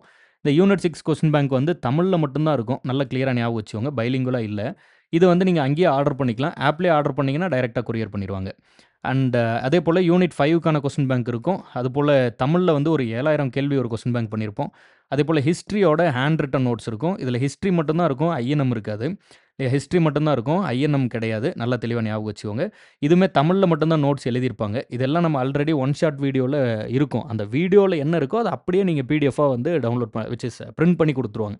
அதான் பிரிண்டட் புக்ஸ். ஸோ, அப்ப இது எல்லாமே உங்களுக்கு வந்து நீங்க ஆர்டர் பண்ணிக்கலாம். ஆப்லயே ஆர்டர் பண்ணிக்கலாம். பிரிண்டட் புக் செக்ஷன்ல ஆர்டர் பண்ணீங்கன்னா, அப்படியே டைரக்ட்டா வந்து உங்களுக்கு புத்தகத்த கொரியர் பண்ணிருவாங்க. அதேபோல புக்ஸ்ன்னு ஒரு செக்ஷன் இருக்கும். இந்த புக் செக்ஷன் பொறுத்தவரைக்கும் நீங்க மொபைல் ஆப்லயே படிச்சுக்கலாம். மொபைல் ஆப்ல மட்டும் தான் படிக்க முடியும். விண்டோஸ்ல படிக்க முடியாது. அதே சமயத்தில இந்த பிடிஎஃப் டவுன்லோட் ஆகாது. மொபைல் ஆப்க்குள்ள டவுன்லோட் ஆகும். தனியா நீங்க ஷேர் பண்ணிக்க முடியாது. ஸோ, அப்ப அதான் புக். அத தெளிவா பார்த்துக்கோங்க. ஸோ, மேக்ஸிமம் இந்த கேட்டகரி தான். டிஎன்பிஎஸ்சி செக்ஷனுக்குள்ள போனீங்க அப்படின்ட்டுனா, டிஎன்பிஎஸ்சிக்கான கோர்ஸஸ் எல்லாம் இருக்கும். அதில இது பண்ணிக்கலாம். அதுவே வந்து டெஸ்ட் சீரிஸ்ல வந்தா இப்போதைக்கு நம்மட்ட வந்து ஜிஎஸ்பிஒய்க்யூ டெஸ்ட் பேட்ச் அதுவுமே நீங்க இது பண்ணிக்கலாம். ஸோ, அந்த டீட்டெயில்ஸ் தான் எல்லாமே சொல்லிட்டேன்னு இருக்கேன். அண்ட் மற்றபடி நம்மளோட mobile app GK Shankar learning institute இந்த மொபைல் ஆப் வந்து நீங்க டவுன்லோட் பண்ணிக்கோங்க. அண்ட் அதேபோல வேற எதுவும் டவுட்ஸ் இருந்தது அப்படின்னா, நம்ம இன்ஸ்டிடியூட் நம்பருக்கு நீங்க கால் பண்ணலாம். அல்லது WhatsAppல மெசேஜ் பண்ணலாம். கால் பண்றதா இருந்தா ஒரு ப்ராப்பரான வொர்க்கிங் ஹார்ல கால் பண்ணுங்க. வொர்க்கிங் டேஸ்ல கால் பண்ணுங்க. சண்டே, சாட்டர்டே அந்த மாரிலாம் இல்லாம. ஆஃபீஸ் நம்பர் தான். அதனால அதுக்கு தகுந்த மாரி கொஞ்சம் ஒரு ஒரு அவங்கள தொந்தரவு பண்ணாம அந்த நம்பர வந்து யுட்டிலைஸ் பண்ணிக்கோங்க. 7604874869 அதேபோல நார்மலா கூகுள் போயிட்டு gkshankar.com அப்படின்னு டைப் பண்ணீங்கனாவே நம்ம வெப்சைட் வரும். வெப்சைட்லயே டைரக்ட்டா கூட நீங்க பர்ச்சேஸ் பண்ணிக்கலாம். இல்ல ஆப் டவுன்லோட் பண்ணியும் பர்ச்சேஸ் பண்ணிக்கலாம். Telegram GK Shankar learning institute இப்போ இது வொர்க் ஆகல. ஒரு 4 நாளா பேன்ல இருக்கு. பட் நார்மலா நீங்க டெலிகிராம்க்குள்ள போயிட்டு டெய்லி 50 பிஒய்க்யூ வந்து நம்ம டெஸ்ட் குடுத்துட்டுருக்கோம். முன்னாடி நாளே டாபிக் சொல்லிருவாங்க. அந்த டாபிக்லேருந்து தினம் 50 கேள்வி. Daily 50 question. யோசிச்சு பாருங்க. ஒரு 100 நாள் நீங்க படிச்சீங்கன்னா 5,000 கேள்வி ஆயிரும். இல்லையா? மேசிவான கொஸ்டின் பேங்க் வந்து இங்க நம்ம ஃப்ரீ தான். அப்ப டெலிகிராம்ல போயிட்டு நீங்க டெய்லி ஒரு 50 கேள்வி டெஸ்ட் எழுதுறீங்க அப்படின்ட்டுனா, தாராளமா வந்து அது பயங்கர யூஸ்ஃபுல்லா இருக்கும். டெலிகிராம்ல போயிட்டு ஜிகே சங்கர் லேர்னிங் இன்ஸ்டிடியூட்னு சர்ச் பண்ணுங்க. ஜாயின் பண்ணிக்கலாம். WhatsAppலயும் அதே போல அந்த ஸ்டேட்டஸ் இருக்கும்ல, அந்த சேனல் அந்த ஆப்ஷன். அங்க போயிட்டு ஜிகே சங்கர் லேர்னிங் இன்ஸ்டிடியூட்னு சர்ச் பண்ணீங்கனாலும் ஜாயின் பண்ணிக்கலாம். அண்ட் அதேபோல தமிழ்ல 7,000 கேள்வி சொல்லியிருந்தோம். பிரிண்டட் புக் செக்ஷன்ல நீங்க தேவைப்பட்டா போய் ஆர்டர் பண்ணிக்கலாம். ஸோ, அதுதான் மேக்ஸிமம் நம்ம வந்து எல்லா செக்ஷனையும் கவர் பண்ணிட்டோம்னு நெனைக்கிறேன். ரொம்ப நேரம் பேசியிருப்பேன். ஒரு வெரி லாங் வீடியோவா இருக்கும். என்னன்னா, ஒரு கிளாரிட்டியோட படிக்க ஆரம்பிக்கணும் அப்படிங்கிறது தான் என்னோட ஒரு பெரிய எக்ஸ்பெக்டேஷன். புதுசா படிக்கக்கூடிய மாணவர்கள் வந்து சும்மா ஒரு மாதிரி டிஎன்பிஎஸ்சி பத்தி ஒரு கிளியர் பிக்சர் இல்லாம வந்து டைம் வேஸ்ட் பண்ணிற வேண்டாம். 1 ஆர் 2 இயர்ஸ் டைம் வந்து காலம் வந்து பொன் போன்றது கூட இல்ல. காலம் உயிர் போன்றது அப்படின்னு சொல்றாங்க. அதுபோல விட்டுட்டீங்கன்னா அந்த டைம் திரும்ப கிடைக்காது. அதனால நல்லா யோசிச்சு எவ்வளோ வேணா நீங்க அனலைஸ் பண்ணுங்க. எவ்வளோ பேர வேணாலும் கேளுங்க. நல்லா டிசைட் பண்ணிக்கோங்க. படிக்கணும்னு முடிவு பண்ணிட்டா, வேற எத பத்தியும் யோசிக்காதீங்க. ஒரு விஷயம் நல்லா ஞாபகம் வச்சுக்கோங்க. இதில வெற்றி பெற்றா மட்டும் தான் வாழ்க்கை அப்படிங்கிற எண்ணத்தோட படிங்க. ஏன்னா, நீங்க அப்படி படிக்கலனா கூட, அப்படிப்பட்ட ஒரு எண்ணத்தோட ஒருத்தன் படிச்சுட்டு இருக்கான். அவங்களோட தான் நீங்க போட்டி போட போறீங்க. புரிஞ்சுக்கிறீங்கன்றிருக்கேன். அதனால இங்க இங்க இது வந்து இட் இஸ் அ இது வந்து நீங்க உள்ள ஒன்ஸ் என்டர் ஆகிட்டீங்கன்னா, அதுக்கப்புறம் வெற்றி பெறாம வெளிய போனீங்க அப்படின்னா, எத்தன வருஷம் ஆனாலுமே அது வந்து ஒரு ரெக்ரெட் உங்களுக்கு இருந்துகிட்டே இருக்கும். வெற்றி பெற்றிருக்கலாமே, படிச்சிருக்கலாமே, இன்னும் கொஞ்சம் எஃபோர்ட்ஸ் போட்டிருக்கலாமே அப்படின்னு இருக்கும். நீங்க வெற்றி பெற்ற பிறகு தூக்கி போட்டு போறது வேற. அது உங்களோட இது. ஆனா வெற்றி பெற்றே தீரணும். வரலாறு வந்து நம்ம வந்து ஒரு விஷயத்த ஆரம்பிச்சோம்னா, அத வெற்றிகரமா முடிச்சோம் அப்படின்னு இருக்கணும். அத மைண்ட்ல வச்சுக்கோங்க. படிங்க. நிச்சயமா வெற்றி பெறுவீங்க. வெற்றிவேல் முருகா அப்படின்னு எனக்கு கடவுள் நம்பிக்கை உண்டு. அதனால நான் வந்து வேண்டிக்கிறேன். உங்களுக்கு யார் எந்த கடவுள் பிடிக்குதோ அவங்ககிட்ட வேண்டிக்கோங்க. நம்பிக்கை வைங்க. எல்லா அனாலிசிஸ் எல்லாம் ஓகே. பட் கடைசி என்ன அப்படின்னா, என்னோட ஒப்பீனியன்ல you have to believe uh either in yourself or in the universe or in God. ஏதோ ஒரு இடத்துல நம்பிக்கை வைங்க. ஏன் என்னன்னுலாம் தெரியாது. ஆனா எப்படியோ ஒண்ணு நான் கண்டிப்பா பாஸ் ஆயிடுவேன். அப்படின்னு நம்புங்க. அது ஒரு முட்டாள்தனமா கூட இருக்கலாம். பரவால்ல. ஒரு முட்டாள்தனமான ஒரு நம்பிக்கை ரொம்ப நல்ல விஷயம் தான். கண்டிப்பா நம்ம பாஸ் ஆயிடுவோம் அப்படின்னு நம்புங்க. அது அது அந்த நம்பிக்கையோட நல்ல ஒரு உழைப்ப குடுங்க. ஒவ்வொரு நாளும் படிக்க படிக்க நெகட்டிவ் ஆயிட்டே போகக்கூடாது. அதாவது எப்படின்னா, "ஐயய்யோ! நான் படிக்கல. ஐயய்யோ! நான் வந்து எனக்கு எப்பவுமே இப்படிதான் நடக்கும்." அது மாதிரி வந்து உங்களுக்கு நீங்களே வந்து நெகட்டிவா சொல்லிக்கிட்டே இருக்கக்கூடாது. "சொல்லுக சொல்லிற் பயனுடைய சொல்லற்க, சொல்லிற் பயனிலாச் சொல்." சொல்றதா இருந்தா நல்ல சொல்லா சொல்லுங்க. இல்லன்னா கம்முனு இருந்துக்கோங்க. அது உங்களுக்கு நீங்களே சொல்றதா இருந்தாலும் சரி. "எனைத்தானும் நல்லவை கேட்க, அனைத்தானும் ஆன்ற பெருமை தரும்" அப்படிங்கிறாரு. அப்ப கேட்கறதும் நல்லதா கேட்கணும். சொல்றதும் நல்லதா இருக்கணும். ஒண்ணு அது நீங்க இன்னொருத்தவங்ககிட்ட சொல்றது, அவங்களுக்கு வந்து நல்லது சொல்றது, நல்லத பேசுறது அதெல்லாம் கூட okay. Secondary. But very, very important என்ன அப்டின்ட்டுனா, உங்களுக்கு நீங்களே முதல்ல நல்லது சொல்லிக்கோங்க. அதெல்லாம் எப்போ வரும் அப்டின்னா, நல்ல உழைப்ப குடுக்கும்போது தன்ன போல அந்த நம்பிக்கைலாம் வந்துரும். அந்த கான்ஃபிடன்ஸ் எல்லாம் வரும். இந்த லேக் ஆஃப் கான்ஃபிடன்ஸ் அப்டிங்கிறது it comes from lack of அந்த not doing what is needed இல்லையா? லேக் ஆஃப் கான்சன்ட்ரேஷன் அப்படின்னு கூட வச்சுக்கோங்களேன். ஒரு கவனம் இல்லாம, செய்ய வேண்டிய வேலைய செய்யாம, உங்கள நீங்களே வந்து ப்ரொக்ராஸ்டினேட் பண்ணி ஏமாத்திட்டு இருக்கும்போது, உங்கள நீங்களே ஏமாத்திட்டு இருக்கும்போது, மனசாட்சி உங்களுக்கு குடுக்கக்கூடிய ஒரு அலாரம் சிக்னல் தான் அந்த பயம். அப்போ அத போக்கணும்னா, இந்த மோட்டிவேஷன்லாம் வந்து ஒரு பெயின் கில்லர்ஸ் மாதிரி. அப்போதைக்கு கொஞ்ச நேரம் வந்து ஓகே நான் சாதிக்கிறேன் அப்படின்னு இருக்கலாம். பட் இட் வில் ஃபேட் அவே. நீங்க வந்து எப்போ வந்து when you start doing the necessary works எப்போ அந்த தேவையான முக்கியமான வேலைகள செய்யறீங்களோ, அப்பதான் உங்களுக்கு வந்து அந்த கான்ஃபிடன்ஸ் வரும். அப்பதான் உங்கள பத்தி நீங்களே வந்து பெருமையா ஃபீல் பண்ணுவீங்க. அது இன்னும் நல்ல ரிசல்ட்ஸ குடுத்து எக்ஸாம கிளியர் பண்ணி போகும்போது, it will give you more and more perfection. அதெல்லாம் நடக்கும். பட் ஃபர்ஸ்ட்டு ஸ்டெப் என்ன அப்டின்ட்டுனா, டூ த வொர்க். வேலைய செய்யுங்க. ப்ரொக்ராஸ்டினேட் பண்ணாதீங்க. தள்ளி போடாதீங்க. சோம்பேறித்தனம் பண்ணாதீங்க. இல்லையா? அப்புறம் பண்ணிக்கலாம், அப்புறம் பண்ணிக்கலான்னு ஒரு ஒரு ஸ்ட்ராங்கா ஒரு முடிவு எடுங்க. படிக்கிறேனா, இல்லையா அப்படிங்கிறத ஸ்ட்ராங்கா முடிவு பண்ணிக்கோங்க. படிக்கிறதுனா படிங்க. இல்லையா உங்களுக்கு என்ன விஷயம் தோணுதோ, அதுல போய் அதுல வந்து வேலை செய்ய ஆரம்பிங்க. ஒரு கடைசி விஷயமா, ஒரு விஷயம் நான் சொல்றேன் நல்லா ஞாபகம் வச்சுக்கோங்க. "சித்திரமும் கைப்பழக்கம், செந்தமிழும் நாப்பழக்கம்னு" சொல்லுவாங்க. எனக்கு அந்த ஒரு விஷயத்து மேல பயங்கர நம்பிக்கை உண்டு. அதாவது நீங்க எந்த வேலை வேணா செய்யலாம். அதுல ஒண்ணும் தப்பில்ல. இப்போ நீங்க வந்து ஒரு நாள் முழுக்க மாடு மேய்க்கிறேன் அப்படின்னு வச்சுப்போங்க. மாடு மேய்க்கிறது தவறில்ல. அப்போ ஒரு நாள் முழுக்க நம்ம வந்து மாடு மேய்க்கிறோம் அப்படின்னா, அதுல எப்படி சிறந்த விளங்கலாம் அப்படிங்கிறது தன்ன போல நீங்க கத்துக்க போறீங்க. ஏன்னா, you have invested so much of time. அதுவே வந்து நீங்க வந்து ஒரு நாள் முழுக்க சிலம்ப பயிற்சி எடுத்துட்டு, ஒரு நாள் முடிஞ்சதுக்கப்புறம் நீச்சல் போட்டிக்கு போனீங்க அப்படின்னா, வெற்றி தோல்விய பத்தி நம்ம யோசிக்கிறதே தப்பு இல்லையா? ஏன்னா நம்ம பயிற்சி எடுத்ததெல்லாம் சிலம்பத்துக்கு. ஆனா போட்டிக்கு போறது நீச்சல் போட்டிக்கு. அதே தான் எல்லா விஷயத்துக்கும். ஒரு நாள் முழுக்க போட்டு ரீல்ஸா பார்த்து தள்ளிட்டு, ஒரு ஒரு மைண்டே வந்து ஃபுல்லா ரீல்ஸா இருக்கும்போது, நீங்க இன்னொரு ரீல்ஸ் கிரியேட் பண்றதுக்கு தான் உங்களுக்கு மனசு வரும். ஏன்னா நீங்க அதத்தான் நெறைய கன்சியூம் பண்ணியிருக்கீங்க. அப்போ அது வந்து உங்களுக்கு டிஎன்பிஎஸ்சில எக்ஸாம கிளியர் பண்ணாது. அது புரிஞ்சுக்கிறீங்கன்னு இருக்கேன். நாள் முழுக்க படிச்சா, நெறைய எஃபோர்ட்ஸ் போட்டா, ஒரு நாள்ல உங்களுக்கு இருக்கக்கூடிய மேக்ஸிமம் ஆஃப் டைம நீங்க எங்க இன்வெஸ்ட் பண்றீங்களோ, அதுவாகவே நீங்க மாறி நிப்பீங்க. அது புரிஞ்சுக்கிறீங்கன்னு இருக்கேன். சினிமா பார்த்தாலும் சரி, ரீல்ஸ் பார்த்தாலும் சரி, கிரிக்கெட் பார்த்தாலும் சரி, ஃபுட்பால் பார்த்தாலும் சரி, இல்ல வேற ஏதாவது வேலை செஞ்சாலும் சரி, இன்னைக்கு பெரிய பெரிய ஆர்டிஸ்டிக்கான ஒர்க் எல்லாம் பண்றாங்கல்ல, அதெல்லாம் பார்க்கும்போது எவ்வளோ அழகா இருக்கு. இல்ல ஒரு நல்ல அழகா வரையக்கூடிய ஒருத்தர பார்த்து, "இவரு எப்படி இவ்வளோ வரையறாரு?" அப்படின்னு நம்ம நெனைக்கிறோம். அவரும் ஒரு நாள் பேனா பிடிச்சுக்கிட்டு, கோடு போட்டுக்கிட்டு, "இப்படிதானோ?" அப்படின்னு நெனைச்சுக்கிட்டு இருந்திருப்பாரு. அவ்வளோ நேரம் அவரு பிராக்டிஸ் பண்ணி, ஒரு சிறந்த ஓவியராக மாறி போயிடுறாரு.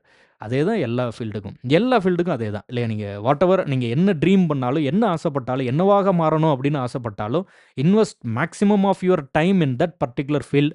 அதுல நீங்க ரொம்ப நேரம் டைம் இன்வெஸ்ட் பண்ண பழக, அது வந்து உங்களுக்கு ஒரு ஆர்டிஸ்டிக்கா மாறி நிக்கும். இந்த படிக்கிற விஷயம் வந்து எப்போதும் சொல்வது போல எங்களுக்கு வந்து அந்த வெற்றி, அந்த கடைசி நாள் டிஎன்பிஎஸ்சி போர்டு முன்னாடி நிக்கிறது ரொம்ப சூப்பரா இருக்கும். அப்பாயின்ட்மென்ட் ஆர்டரோட, ஃபேமிலியோட யாரெல்லாம் நம்மள சந்தேகப்பட்டாங்களோ, அவங்க கண்ணுல எல்லாம் வந்து ரத்தம் வர மாரி இருக்கும் இல்லையா? நம்ம அப்படியே பெருமையா வர்றா நான் சாதிச்சுட்டேன் அப்படின்னு போய் நிக்கிறது பயங்கரமா இருக்கும்.